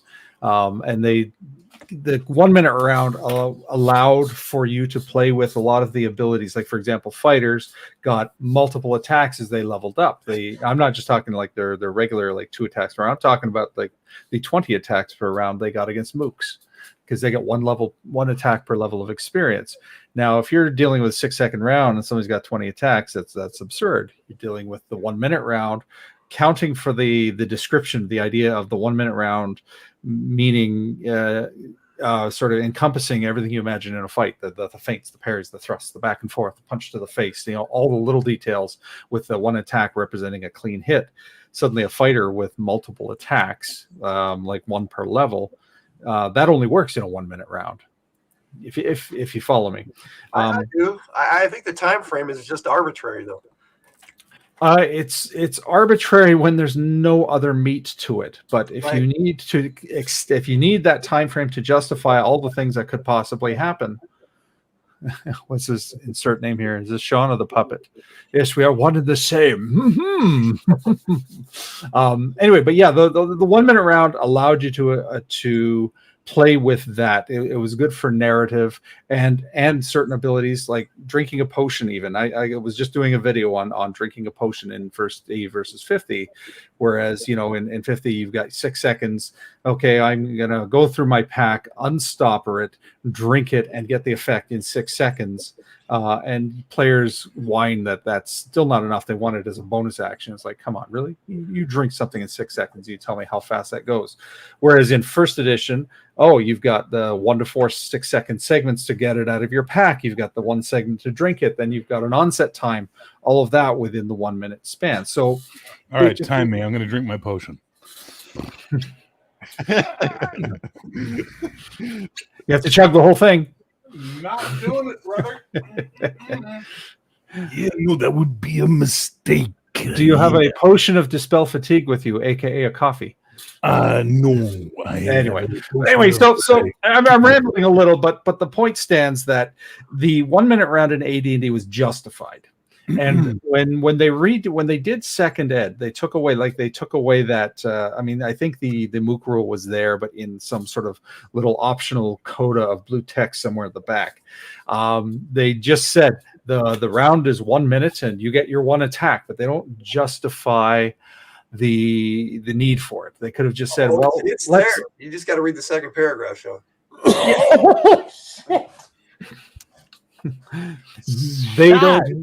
They do not justify it well. They could have just said the combat's a 10-second round, like they did in OSE, and that would have been the end of it. That would have worked. So things like that, and that's where I say he messed up. When they wrote second ed, the thing they improved obviously was the presentation. It's a well packaged book, but they gutted a lot of what made D&D, and a lot of what made AD&D was taken out. And that's my issue with Zeb Cook. Okay. Notwithstanding his other work, but in as it pertains to the upgrade from AD&D to second ed, because there's a lot of second ed that I loved. Absolutely. Okay, but Second ed was my go-to for 30 years. So, it's not like I tried it once and threw it out. welcome to the Sean Show. We're just all puppets living in his world right now. But no, okay, look, first of all, I'm going to say my hottest take of the thing. I don't like AD&D. Done. Said it. It's there. I've said it. I think first edition was overly complicated. It wasn't fun to play when you started using all the rules, and it just became an exercise in frustration. I prefer BX because it has a much simpler approach, and you can add or remove what you need without worrying about things. If I had to play AD&D, I'm going to play second. I'm going to play second because it was my go-to game for a long time, and we could ignore a lot of the stuff that we didn't like in it. Like, we didn't like weapon speed factor. We didn't like the different armors versus different attack types. We didn't like that stuff. So we got rid of it, and we just played the game the way we wanted to. Ultimately, in retrospect, because I didn't know BX at the time, we essentially BXified 2E. And that's made us happy. That's not to say you're wrong, Sean. You're not. Everybody has their taste. Everybody has what they like. Cody, I know, is a huge 2E fan. Chris, I don't know where you stand on the 1E, 2E argument. I prefer second, but I started with the BX actually and worked my way into second edition. So I actually learned first edition after. Okay. I wanted to start with Beck Me, but no, we were going to play Advanced D&D because we were 15. It was 1985, and Advanced was the big boys game. So sadly, I started with AD&D, and in 88, when 2E came out. 89, yeah. 89, yeah. My DM switched it, and we just started playing 2E and never looked back and didn't worry about it. And then, like I've always said, I always tell this story, around 91, 92, I just stopped playing D&D until the new millennium, and I was fine with that. Didn't bother me at all not to be playing D&D. I honestly, and this is not directed at anybody here. Let me make that caveat right out of the gate. Maybe a little bit at Sean. No, I'm kidding. It's not. I don't care. D&D is D&D, and I don't care. You want to play D&D, play D&D. You want to play 3rd edition, play 3rd edition. You want to play 4th edition. I played 4th edition. It was fun. Play 4th edition. I don't care. I think we put way too much of our identities of self into what edition or version of D&D we play, and then people start waving them like flags of the camp that they're a part of, and it just causes schism in our hobby. It causes schism in our social grouping. And for those of you who've been around this channel since the beginning, you know that's the opposite of what I want to do with this channel. Is I always want to bring us together and just be able to have an appreciation for everything we all like to play. Yeah, I'm not playing Fate, but if someone says they love playing Fate, Godspeed. They're role playing, have fun, have a good time. You're still gaming, and that's all that matters to me at the end of the day. Except first edition AD&D, light it on fire and bury it in a hole. Except for the Unearthed Arcana, which made it playable. Disagree. I like parts of Unearthed Arcana, but I didn't like all of it. Yeah, I use selective elements of Unearthed Arcana. Everyone did. I mean, I love the Cavalier class, but it was broken as fuck. Oh yeah. Never used the Thief Acrobat. That's something I can't stand when it comes to classes, is when you start getting these really hyper specific classes. And it's why I don't like the Barbarian class, because for me, Barbarian is a culture, not a class, right? Like, at the end of the day, a savage fighter from the north is a barbarian. Yeah. You know what I mean? You don't have to have a class to do it. But that's where I like things like talent trees added on to D&D, or feats, or something that allows you to go, okay, I'm a fighter, but I'm going to take Berserker. I'm Berserk as well. And I'm from a low-class savage culture, so now I'm a crazy North berserk barbarian. Awesome. You're still a Second Ed fighter. did that with the kits. Yeah, the kids. Listen, I love the Complete Fighters book, and I sadly sold my copy recently, which kind of broke my heart a little bit. Thank you, Sergeant Dan. Thank you so much, Sergeant Dan. Mechanics make the field a game. House rules color the field. I like that. That's a good statement. I like that one. So that's another 5. So we are now 57. $47 away from gift cards, because let's see, our total tonight is 2 plus 20 plus 20 more plus 5, so 25. 27 from 100 leaves us with, 47 from 100 leaves us with 53. We're $53 away from giving out 2 cards, so that's pretty awesome.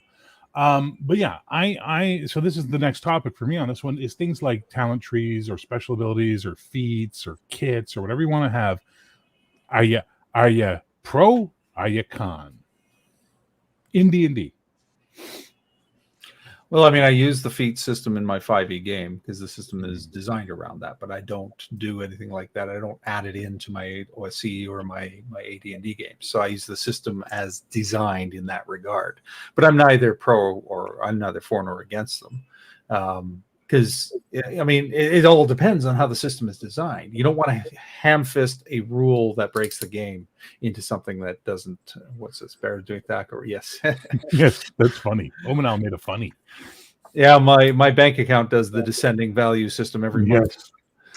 Yes, my bank account is clearly THACO. Yes, it is. Okay, so you don't like adding them in because you feel I like hand fisting when it doesn't belong there, but I don't mind them as a system. Okay, I played Diablo. I like the skill trees to a certain extent. sure. Okay, Squirrel Hermit, type us why. I want to know what you think about Harn Barbarians and explain it, please, below in the chat. I would love to know what you're thinking there. Chris, you're playing BX. I think you could easily add the kits to BX too. I mean, kits were great. I converted them to professions in my game, so I'm definitely for kits. My favorite was the Dwarves Handbook, but there I am. You kind of a dwarf fan. The only problem I have with the second D kits is that they were so all over the map in terms of what they offered. Yeah. If they were just role-playing flavor, they all would have been great. But some of them, like, hey, you get +3 to striking damage, and other ones are like, yeah, you get noble people kind of like you. You can assess the value and quality of a shield. Look at you.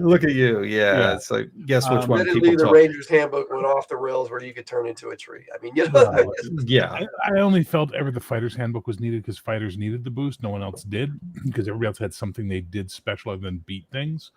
But in the Fighter's Handbook, the only thing I liked was weapon group proficiencies. There's like the weapon group rules. I remember and the fighting those, styles. And I love the fighting styles. I absolutely adore the fighting styles. Being able to specialize in a fighting style and all that.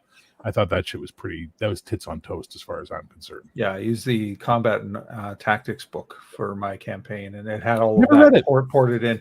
It's probably one of the best supplements they did for Second Ed.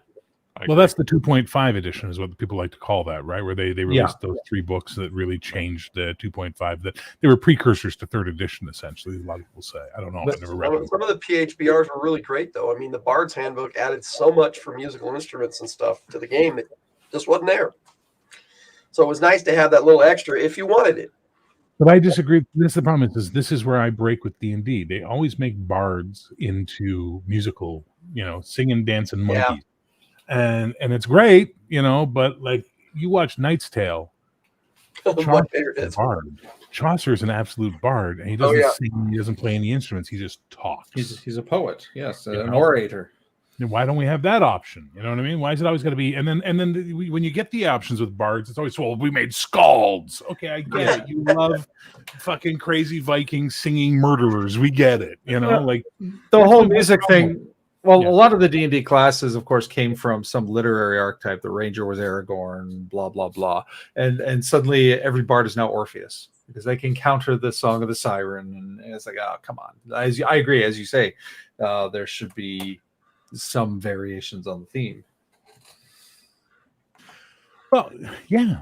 So like one of the things I'm doing right now with Bastard Sword is that I took all of the class abilities that I had assembled for the class version of Bastard Sword, which was like 3 editions ago, and I'm now trying to see if I can make them into special abilities, which are like powers that you can get for certain talents that you take, or make them into talents. And I was looking at the prayers that I had for holy people, where they have prayers, and one of them is by praying they can make an attempt to counter any vocal effect, like the siren song.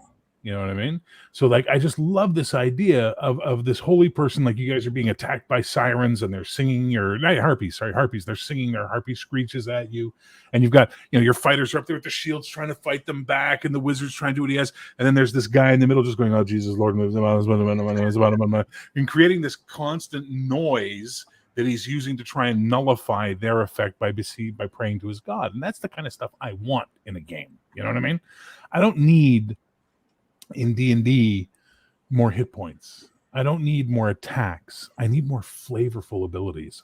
I need abilities that are related to the class. And I think sometimes, no matter what edition of D&D you're talking about, they hit the mark bullseye, and other times they miss the target by a country mile. And sadly, I've kind of noticed that some of the country mile misses have become tropes that completely go on and on and on through the editions. And I mean, like one of the ones I'm so happy they got rid of was clerics not having a spell at first level. Now, we all know I hate clerics. That's me. But like, you want to talk about a useless character at first level? A BX cleric. Well, I'm a shitty fighter and we're done. Like, if I live through first level as a shitty fighter, I might get to be useful. You know what I mean? And I always thought that was such a strange. I mean, I'll defend that in that they're kind of like wizards in that regard. That because as the clerics get their spells, they become beasts. So there's that little bit of a waiting period, and you're not as useless as a wizard because you can wear armor and you can be a support fighter, and you still do get turning undead, which can save the game. And don't forget, you level up fast than anybody. Yeah, the thief is for faster. the thief. Yeah. I hate gold for XP anyway, so you know what I mean. I've got issues with BX leveling to begin with. I like the differing XP tables. I like XP systems that reward more than just either murder or robbery. You know what I mean? I like the ones that sort of, you know, give you some stuff for role playing and story and achieving goals and things like that, you know, more so than, hey, I got a bunch of money. Now I'm better because I have money.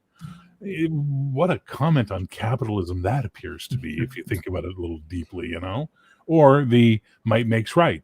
I murdered a bunch of shit. Now I'm better. You know what I mean? It's like, eesh. No offense, but I'm sure someone out there with the right brain and not me could write an entire PhD paper on how D&D is analogous for Manifest Destiny America and autocracy or plutocracy. No, autocracy. Oligarchy is called oligarchy. There we go. You know, so I think it's crazy. You know, I mean, I think it's crazy. Yes, I get that it's about incentivizing exploration, but I fucking hate dungeons, Michael. So it doesn't incentivize my games. Sorry, you know, it just doesn't. I think dungeons are pointless and it's a hangover. They're no fun for me. I know people love them. I'm not going to shit on them. I just don't like them. How about you guys? What are your feelings on dungeons? They're part of the game. Love them. I'm going to have to drink every time Sean says something like, it's a system. It's part of the game. Oh, perfect. They're totally drunk. I dig dungeons quite a bit, but I like shorter dungeons. I don't like mega dungeons anymore. And the reason I like dungeons is because we never did dungeons when I started out playing. No. We didn't do them for years and years and years until I became, well, I started off as a DM. And then, you know, in middle school and high school, I had like a regular DM, so I didn't get to DM as much. And then after high school, I became the regular DM again. So when I became the regular DM, I wanted to do dungeons more because I never got to do them that much when I was playing all that time through middle school and high school. And so it was something new and different for me. I enjoy dungeons, but again, I like shorter dungeons. I don't want anything over, you know, a couple levels, 2 or 3 levels. That's it. Even 1 level dungeon. Great. Like, but you know, mega dungeon, I don't really want to do that. Gets exhausting. Yeah, I ran Forge of Fury, and somewhere after the Duragar, my players wanted to commit suicide. And as the DM, I was right there with them. You know what I mean? It was just like it goes on and on and on. It's just tedious. But that's me. I like the 5-room dungeon concept. I think that's a really great idea. Hey, string 2 of them together, make a 10-room dungeon. Hell, do a 15-room dungeon, but at least it's moving and it's doing something. This plotting, tap, tap, tap, tick, tick, tick, search for secret doors. It's exhausting. It's not fun. It's not for me. For me. For someone else, could be the cat's ass, and they could love it to pieces. You know what I mean? And I'm not faulting them for that, but it's not for me. Even when you're in a dungeon, it doesn't have to be all about the dungeon. I like it when players just start role playing based on the Oh, situation. yeah. That's fine. But I mean, listen, let's be honest. Day 2 in the dungeon. Where are you guys shitting? You know? Day 3 in the dungeon. Hey, let's all start making some con saves here because we all smell like polecats in an outhouse. You know what I mean? Like, there's just, it's nonsense. I don't like it. Sorry. Go ahead. I really play up those aspects when if I'm running a dungeon and they spend more than, well, not like the, where are you going to shit tonight, but like, but I play up the aspect of sleeping in a dungeon is not a good idea, and it's not good. I teach them that lesson real fucking quick. You don't want to stay in the dungeon, like that's a dark, dangerous place. You want to get out of the dungeon and go back to town if you want to. There's a lot of published dungeons where there's a point of no return in the dungeon, where you cross some threshold that you can't get back. You need to go out the other end of the dungeon now, because that bridge is gone, or you barely managed to get past the beholder or whatever. I don't run modules. I design my own dungeons if I'm going to do a dungeon.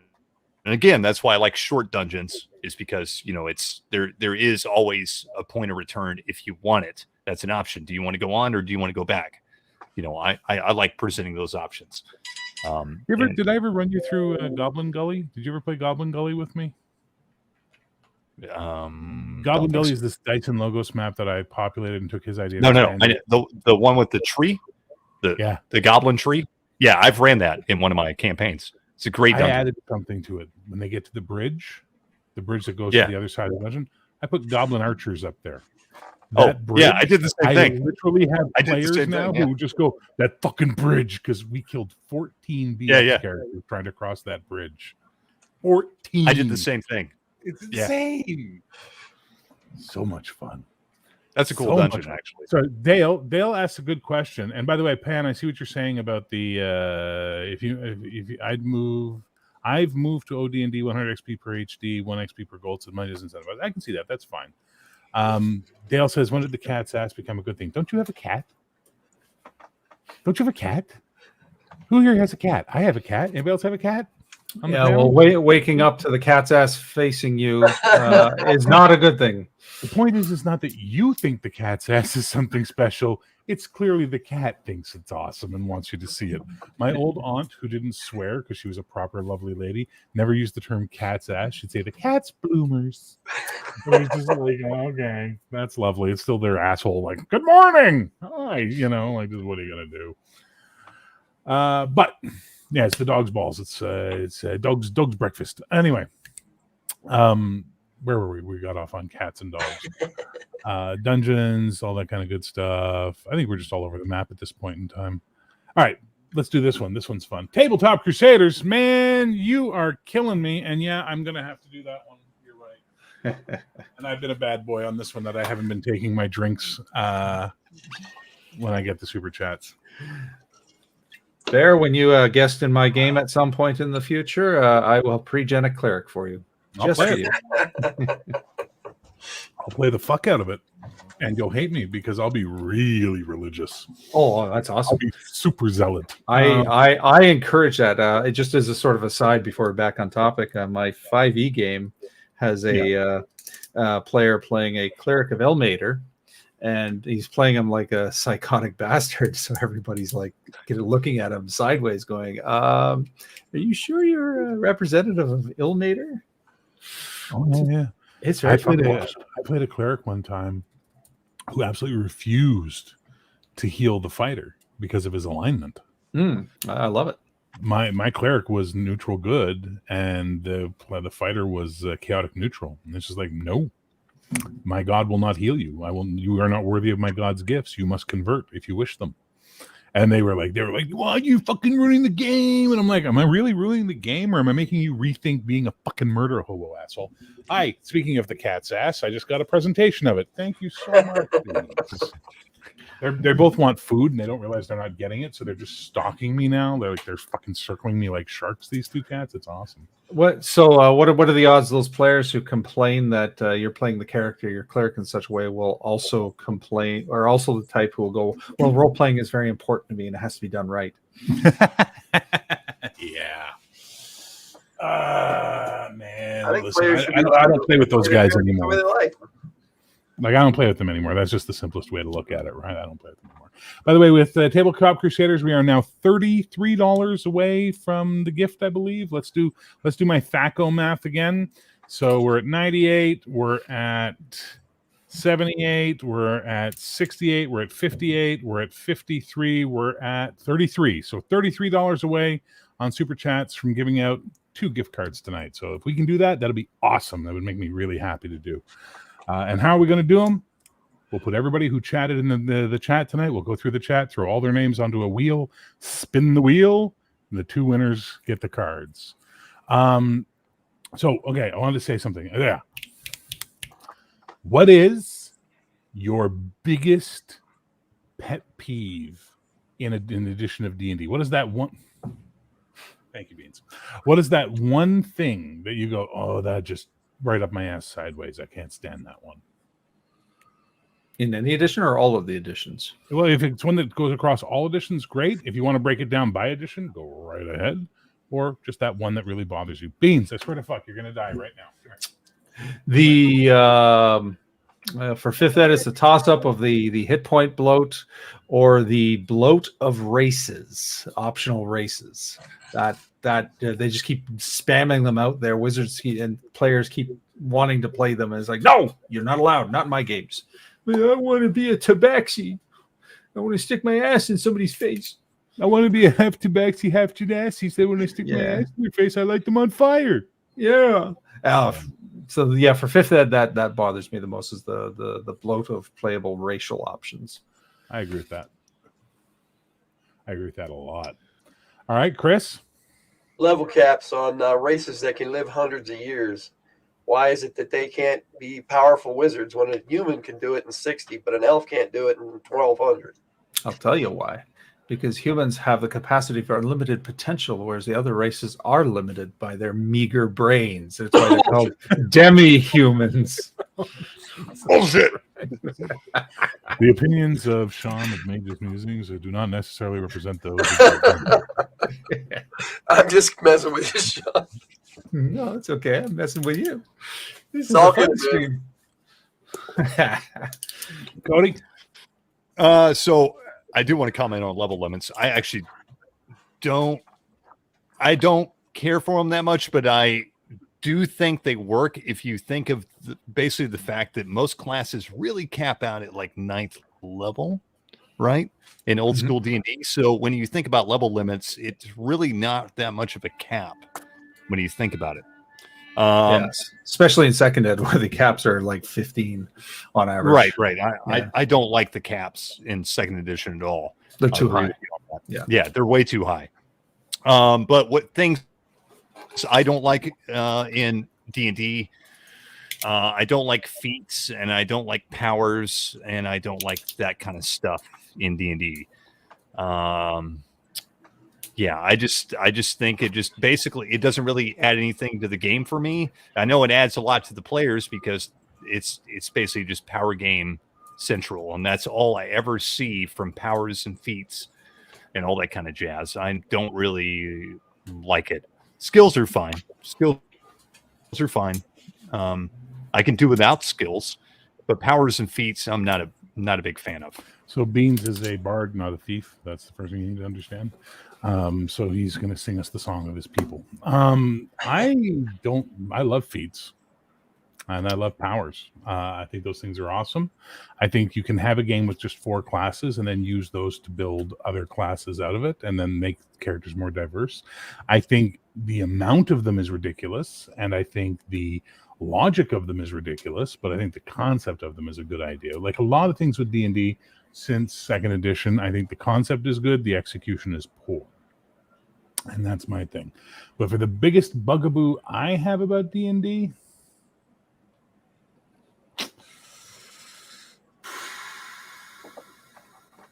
everybody has the same magic system with a different name. That pisses me off. Clerics, druids, wizards, bards, warlocks, witches, they all have just spells. Just spells. And all the spells work the same way, and they all do the same type of stuff. And it's just like, one of the things I liked about Palladium was that there were different magic systems. It's one of the things I liked about basic role playing is that there was entire books about different magic systems for those games. I find the D&D settling on one uniform magic system annoys the living shit out of me. Plus, I also hate that spells have levels that do not correspond to character levels. That is the most frustrating thing with new players, and it's an asinine system. And that's one of those sacred cows that's held over for far too long and was killed properly in 4th edition, and then the whining bitches made them bring it back in 5th edition, which really pissed me off. Thank you for attending my TED Talk. The real problem there is that they name them spell levels instead of rank. Even rank, tier, circle. Yeah. Rank 1 magic is available to level 1 and 2 mages. Rank 2 magic is 3. It's the same system. It's the wordage, the verbiage that could have stopped that. But I don't mind. Like, I like the way First Ed does magic, and it kind of addresses what you're saying, but in a way that has a unified mechanic. Like cleric spells tend to take longer to cast, right? So the idea is that they are slow. The mechanics of doing it with the dice and everything is all the same, but whereas wizard spells are faster and more potent in combat, right? So there's the feel is there, even though it is, as you say, the same system, but that's for ease of play as much as anything else. But they do have a different flavor, and even druid spells in 1st edition with the casting time are right in the middle. If you notice, they're faster than cleric spells but slower than mage spells on average. Yeah, that's rearranging deck tiers for me. It's still the same basic mechanic, regardless of those little caveats that go into it. I want separate mechanics. One of the things I love that 3rd edition brought in that Pathfinder ran with was channeling magic for clerics, like channeling divine energy. I thought that was fantastic because that made more sense to me than humana healing spell. And then 5th edition, cleric spells are sometimes showing up on mage lists. Sometimes mage spells are also on cleric lists. It's like, hey, wait, stop, no. So I'm not to harp on about Bastard Sword. I'm trying to create different magic systems for the 4 different types of caster that you can play in the game. And so far, so good. How dare you promote your own product in your own show? It's just how dare you? It's just no cricket. Dare you? Thank you, Greta. I'm gonna go spray some aerosol cans outside now in your honor. This is an interesting thing because I will never understand the term Vancian magic because it's never been properly explained to me, other than that's what Gary stole for the magic system.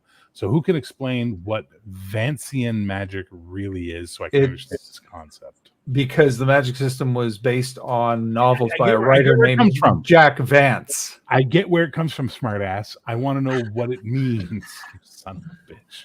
Oh, it's the same city because I'd have to take you out to dinner just so I could talk shit to you for an hour. You know exactly what it is. The Vancian system is where you memorize and the spell is erased from your mind, kind of thing. That's when we say Vancian. That's what that's referring to. There you go, guys. This is going on the cover of the book. One of the reviews. That's one of your critic quotes. Bastard's the best RPG. Yada yada yada. Some guy on the internet. Some random asshole from Texas. In Jack Vance's stories, The Dying Earth, he literally explained magic to work that way. That's exactly how he explained it verbatim in the books. Is magic users would have to memorize spells and they would forget them after they cast them. Yeah. So that's all they mean by fancy and magic. That's is it. fire and That's forget. that's it. That's all. That's it. Oh, Jesus Christ, man. People have made this sound like it's some arcane secret, for fuck's sake. Ay, ay, ay. You know, the best version, I think I've said this before, the best version of that I ever saw was in the Sleeping Dragon book by Joel Rosenberg.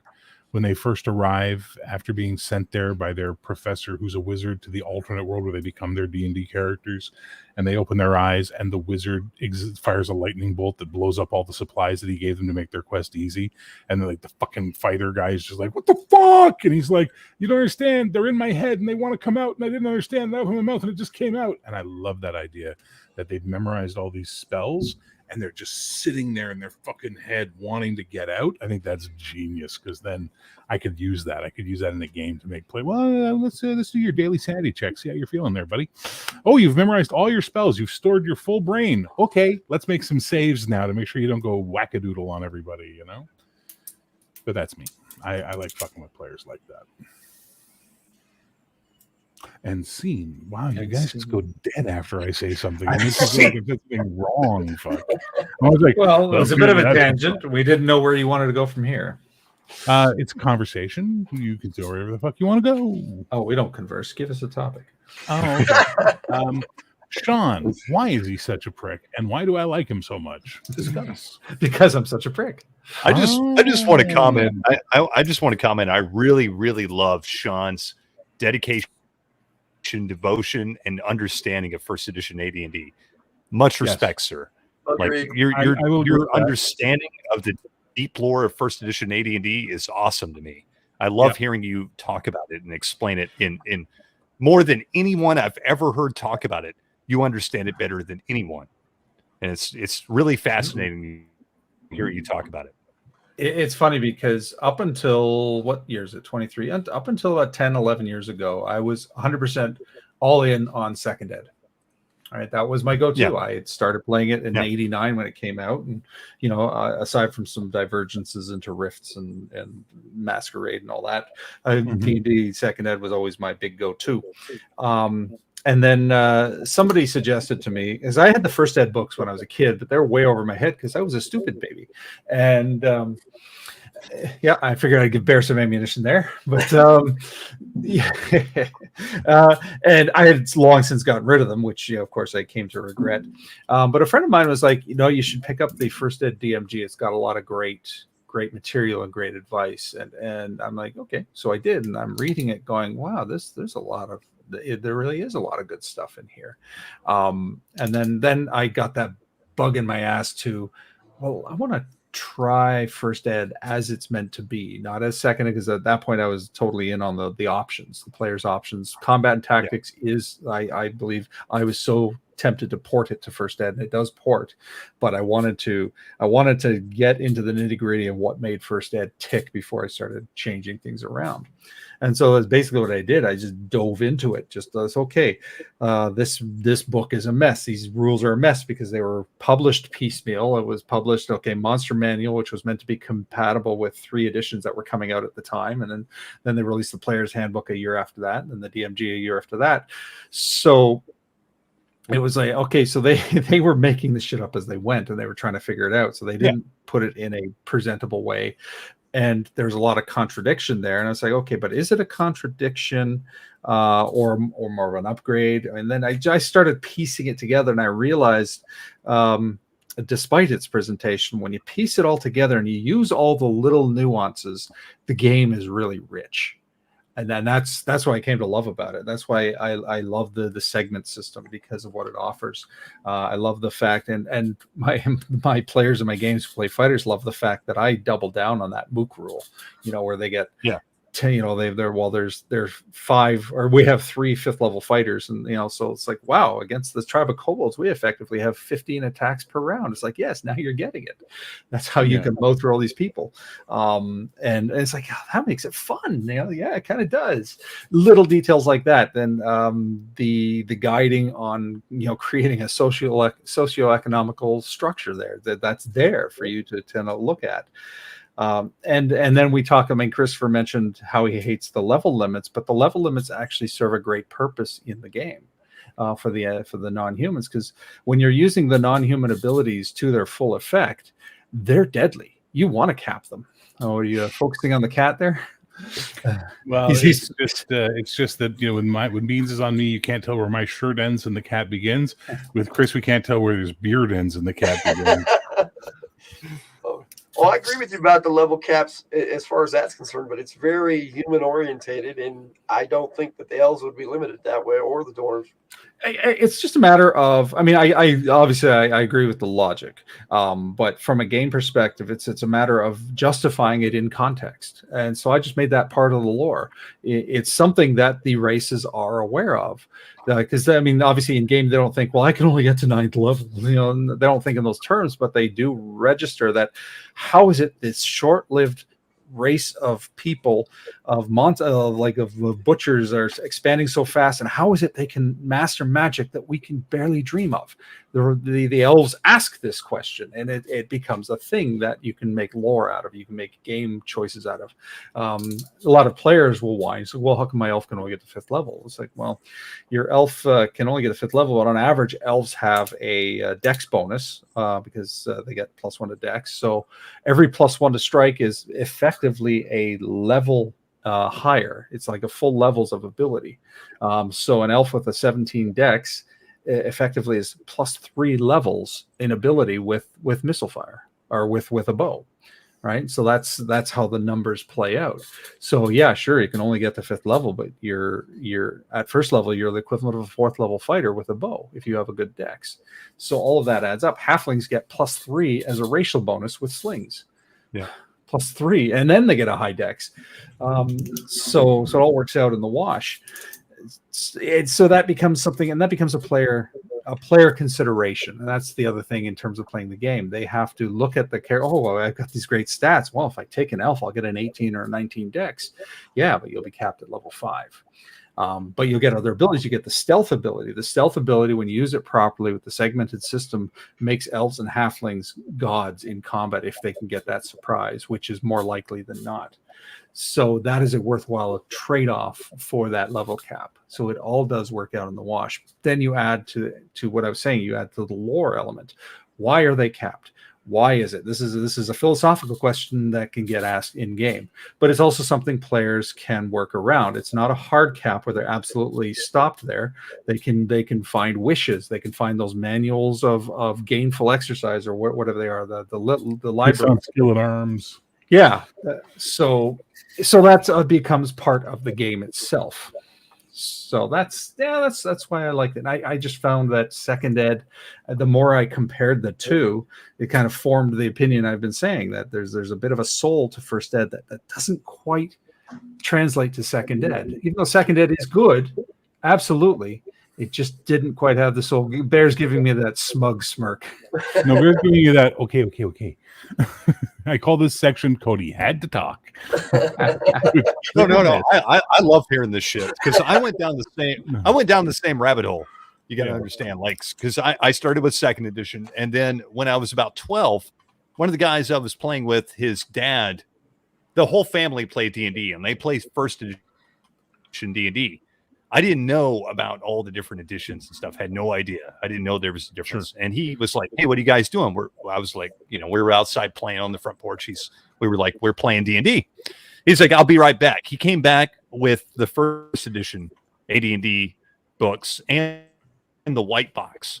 And he's like, "Hey, check this out." So he lets me look at the player's handbook, and I'm like, oh. And it was just like a whole nother world. I mean, this is like a completely different thing. I was just like, what the fuck is this? And I'm just looking through this stuff, and he's like, "Take that home." I was like, "What?" He's like, "Take it home, read it, see what you think." And I was like, all right. So I took it home for a couple weeks and just dove into this stuff and went down this, and even up till now, I've been going down this rabbit hole of unearthing the magic of AD&D 1st edition and the white and original D&D too. I went way down that rabbit hole. So I love that Sean has like fully comprehended. He's just ascended to this level, another level of D&D player. It's awesome to me that he can fully comprehend all these systems and how they work and how they're supposed to work and how it integrates with the game and everything. It's amazing to me. So Yes, it's like Cthulhu. He read enough to go mad. To go mad, yes. Keep an eye out for my 15-part series on D&D, AD&D combat. No shit. Well, having started with second edition myself, it was almost like when I was discovering first edition, it was like backwards engineering is probably the better word. I like to use both stuff from first edition and second edition. So I was basically house ruling myself. That book right there, the expert rule book, that's where I started. I love it. He did it right. I just had to represent. Sorry. Well, I mean, I'm with you there. I mean, OSE has, which of course is BX, has earned its spot as like my very close runner up right after AD&D. And I usually I'm at the point now where I have to assess players because I've got enough casuals that they're not going to get into AD&D. I just get it, right? But they will love the my OSE game. So I kind of gatekeep my AD&D game now. Okay. All kidding and joking aside, I have no issue with AD&D. I have no problem. Wouldn't play it as a choice. Wouldn't pick it as the game I'd want to play or even run. I have no issue with it. It's a fine game. It clearly brought a lot of us to the hobby. Clearly, we all played it. We all did time with it. But I also like a lot of what 2E does, and I love most of what BX does, and I like some of the stuff that 3E does, and I like some of the stuff 4E does, and I like some of the stuff 5E does. I'm one of those people that I see there's good in every edition of D&D, and if I wasn't designing my own game, I would hack it all together into one D&D system that I would use. One D&D. Ooh, sounds culty. You accidentally promoted the Coast Wizards. Yes, the sods, the sorcerers of the shore, the sots. But at the end of the day, it's just a game. It's just a game. You bite your tongue. No, I won't. It's just a game, sir. The deuce you say. You shut your trash mouth. You shut your filthy whore mouth and go back to Whore Island where you came from. Wait. There's a place called Whore Island. But the point is, I don't buy in personally to the pontification and the philosophizing and all that other fun stuff. It's just a game. It's just a game to me. And it will always just be a game to me. And I don't like how people use editions against each other. I don't like edition warring. I don't like the pretension that and this is not to say Sean's pretentious. He's not. But I've seen I totally am. No, dude, trust me. You're lightweight compared to some of the pretension I've seen.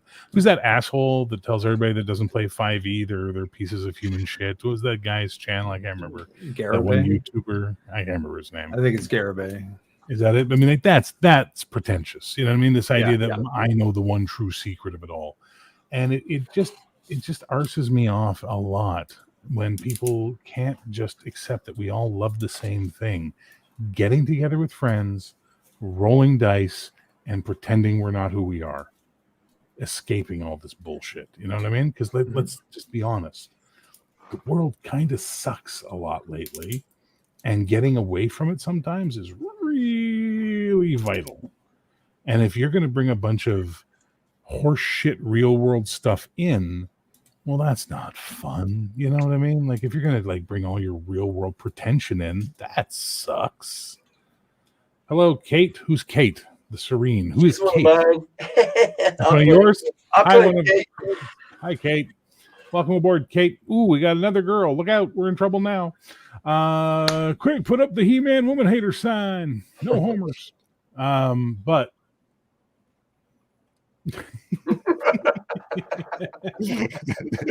I have a strong appreciation for Sean's understanding of AD&D. I have a strong appreciation for Cody's historical knowledge of gaming and watching him go on this adventure that he's going on of exploring the history of gaming. I have a strong appreciation for Chris's willingness to write his own game and promote the living shit out of it. to the point where I'm just like, I don't feel I'll ever be good at doing what I'm doing because of the level that I see him doing that I'm never going to be able to achieve, but I also wouldn't want to achieve. But like that's the difference. I appreciate that. It's fucking. I don't even think I'm doing enough. See, there you go. You think you're not doing enough. I'm like, man, please, you Len Harrow this and Len Harrow that. And I want to know what is Len Harrow? Where does this name come from? Why did you call your name Len Harrow? I actually, somebody asked me that question on Monday, and my answer is, I really don't know where the Len part came from, which is funny because I never knew a Len until I met your group.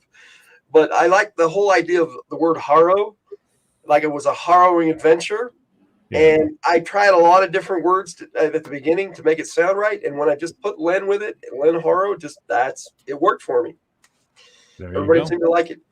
Now that works. Here's a question. What do you think if we got Len and Sean on here and then the rest of us just sat back and watched them?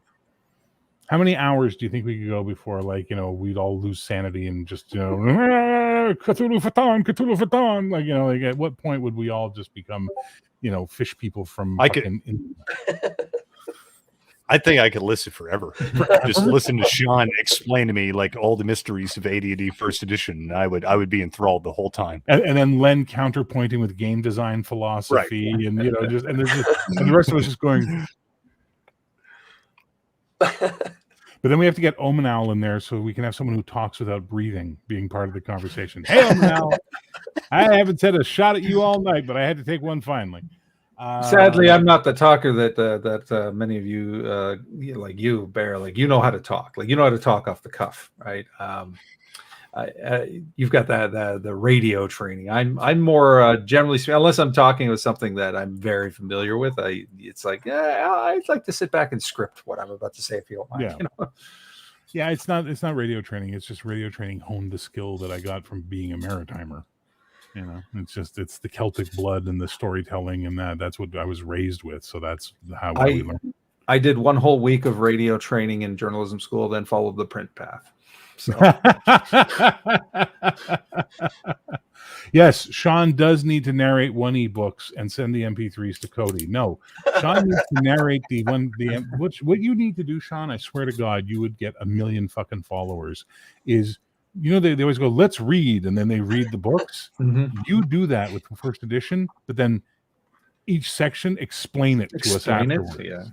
And the philosophy behind it. A 20-part, 300-part series, whatever it would turn out to be, man, people would fucking watch. I'm telling you. I'm going to start with the combat section. It's actually a 14 or 15-part section. So I'm going to break down each element of combat like in its own video rather than one big video explaining the whole thing, right? Just let me know when you get to this one. That's all I want to know. What do you want to know from that one? I just want to hear you talk about it. No, I only use small portions of it. Sorry, I only use portions of Unearthed Arcana. Like I've gone through it, and I don't like the Cavalier. I don't allow it, but I don't mind the Barbarian or the Thief Acrobat. The Barbarian, I agree with you that it should be a culture, not a class. So I have the class Barbarian is very specifically a spirit war. Okay. All that. Night Squirrel, take care, man. Thanks for the super chats and thanks for being part of the event, guys. We made it almost. We were $33 shy of getting the number. C'est la vie. And I'm going to do something with that next week. We'll see. I'm going to bring that around again. But yeah, go ahead. Cheers, Squirrel. Yeah, I was about to say the Barbarian from Unearthed Arcana, it is a spirit warrior of a barbarian tribe, whereas anybody can be from the tribe, but the class is a special warrior that's been imbued with the gods and the spirits of the tribe's ancestors. That's why they have the special abilities, right? Mm-hmm, mm-hmm. I just hate the name Barbarian. You call it a Slayer, and I'm good. You know what I mean? It's that simple. You just change it to Slayer, and you take that Cull thing from. I love the Kevin Sorbo Cull movie is not a great movie, but it's but it's fun. I love that movie. Yeah, it's a fun movie. It's exactly what De Laurentiis wanted to do with Conan. That basically Oliver Stone and John Milius and Basil that did the music conspired to not let him do to the movie. So he got to do it his way, which was all sound and all that kind of stuff. But that opening bit when they're giving Cull shit for fighting with an axe because civilized men use swords. Yeah. That's the Slayer to me, right? The Slayer uses the axe because the axe is the superior fucking weapon. And it is, by the way. It is the superior weapon. Fun I'd argue fact. with that. Fun fact that noble who's giving him shit, the blonde haired bearded Yeah. guy, he's that's Terry Silver from the Cobra Kai and from Yes, it is. Karate Kid 3. Yeah, Thomas Yes, it Ian is. Goodman. Yeah. I was last years old when I realized that. Have you ever seen the riff tracks Karate Kid 3 when they do their track on Karate Kid 3, the Terry Silver one? No, I haven't No. seen that one. Jesus Christ! At one point when he's on the phone and he's talking, he's like, "Yeah, I like that idea. I like that idea a lot." You know, they're like, "I wish I was as excited about anything in my life as this guy is about this." Yeah. Just gotta watch They even addressed that in Cobra Kai when Terry's talking about how how coked up he was that he was going after a fucking teenager, right? Mhm. And it's like, yeah, that's a good way to justify it. Oh yeah, for sure. Well, gentlemen, I think we've had our fill of sacred cow burgers. What do you think? I had a burger Sure. before we started, so yeah, I'm full. Yeah. Yeah, it was made of 2E burger, 2E cow. Chris, anything you need to promote? Anything coming up? Anything we need to know about? This is my show, my channel from the hill. We've got lots of stuff going on. Tomorrow I'm doing Endless Quest books and me, so Nice. that should be fun. I'm looking at all my Endless Quest books and reading one at the end. We'll give him a sub. Let's get him up to 1,000, guys. We can do it. Come on. Cody, what you got? What's happening? So Sunday, I'm starting my old school Essentials game. 7 not o'clock playing in Central it. Time. Bear's not playing in it. Swear. I Bear is promise not you, playing I in it. will not be showing up in that game ever. But he's welcome to if he wants to. Aw. I am also starting. I did a video announcement about it, but I'll do it here because I want everybody involved in it that I can. Me and my friends are going to be doing a reading, basically a book club of the Lord of the Rings. So if anybody wants to join us, we're going to read through the Lord of the Rings. We're going to read basically 6 chapters over a period of 2 weeks, and then we're all going. That's how long it takes to read 6 chapters from Lord of the Rings. I guess if you're a slow reader. It's really not that bad. I know. I've read it. Yeah, no, I get the joke. 6. So yeah, we're going to do 3 chapters a week, and then every other week we're going to discuss it on my channel, and I'm going to invite people in live to discuss it if they want to, and hopefully everybody gets involved in the chat. It should be a lot of fun. Tempted. I'm I know so my schedule, tempted. man. We're going to start that on the 22nd. Cool. All right, and guys, let's get Cody up to 1,000. Come on, guys, head over to Cody's channel, head over to Chris's channel, subscribe to them, get them up to 1,000. Let's make this. Look, they deserve their $4 a month from Google, just like the rest of us. Come on. Sean, what you got going on? What's coming up, sir? Well, I got a big move coming, so it's going to cut into my video making time, but I'm hoping to get all of my backlog of OSE recaps caught up before November. So that's 8 that have to be caught up. So I'm got to do them in blocks, and I got another dog sitting gig coming up, so that might actually afford me a little time. Because this dog I know and is not as time demanding as the previous dog, which was whining at me every hour to go do something. Yes, and I got an AD&D game coming up on Sunday, which Nice. should be fun. They've hunted down the infamous Bargle and potentially going to take him down once and for all. It's exciting. Nice. Bargle becomes a villain in all of my games at some point. Very nice. How many times can you kill him? I don't think enough. Nah, never enough. I, on the other hand, have a game on Friday night, I think. Don't we have a game on Friday night? Who's Yep. playing in the Yes. Friday night game? It's you two playing in the Friday night game, aren't you? Correct. We need to now work on the other 2 guys in that game to convince them we need to switch to Bastard Sword now. I agree. I'm fine with it. Yeah, but you got to convince the other 2, especially Len, because Len's picky. No, Len would help, I'm sure. But other than that, I got not much else going on. Like Sean, I've got a big move coming up in the next couple of weeks, so my video availability is going to get less as I get closer to October 1st, and then we'll see how the internet is in the new apartment. Could be the death of the channel, for the live stuff. Could turn into just I only upload videos. We'll see, because I've got shit internet there, and sadly, the high speed's not available in that neighborhood. So, I mean, high speed, the real high speed like I have right now. So we'll see what happens, but that's all in the future. As for the super chats, I am going to carry tonight forward to the next one. So we only have to do $33 worth of super chats next Wednesday night, and we'll give away 2 cards. You heard it here. I said it. Cody will keep my feet to the fire on that, and Chris will tut me if I don't do it properly, and Sean will be like, hey. So it'll get done. That's the way it's going to work. So we're going to be doing that next week if we get that 33. Guys, thank you for hanging out tonight. Always fun. Always a good time. I enjoy these conversations a lot. Everybody who hung out and chatted with us tonight, thank you for that. All the super chats, thank you so much for that as well. And I guess peace, love, geek, and we'll see you when we see you. All right, Strike a everybody. pose, gentlemen. Bye.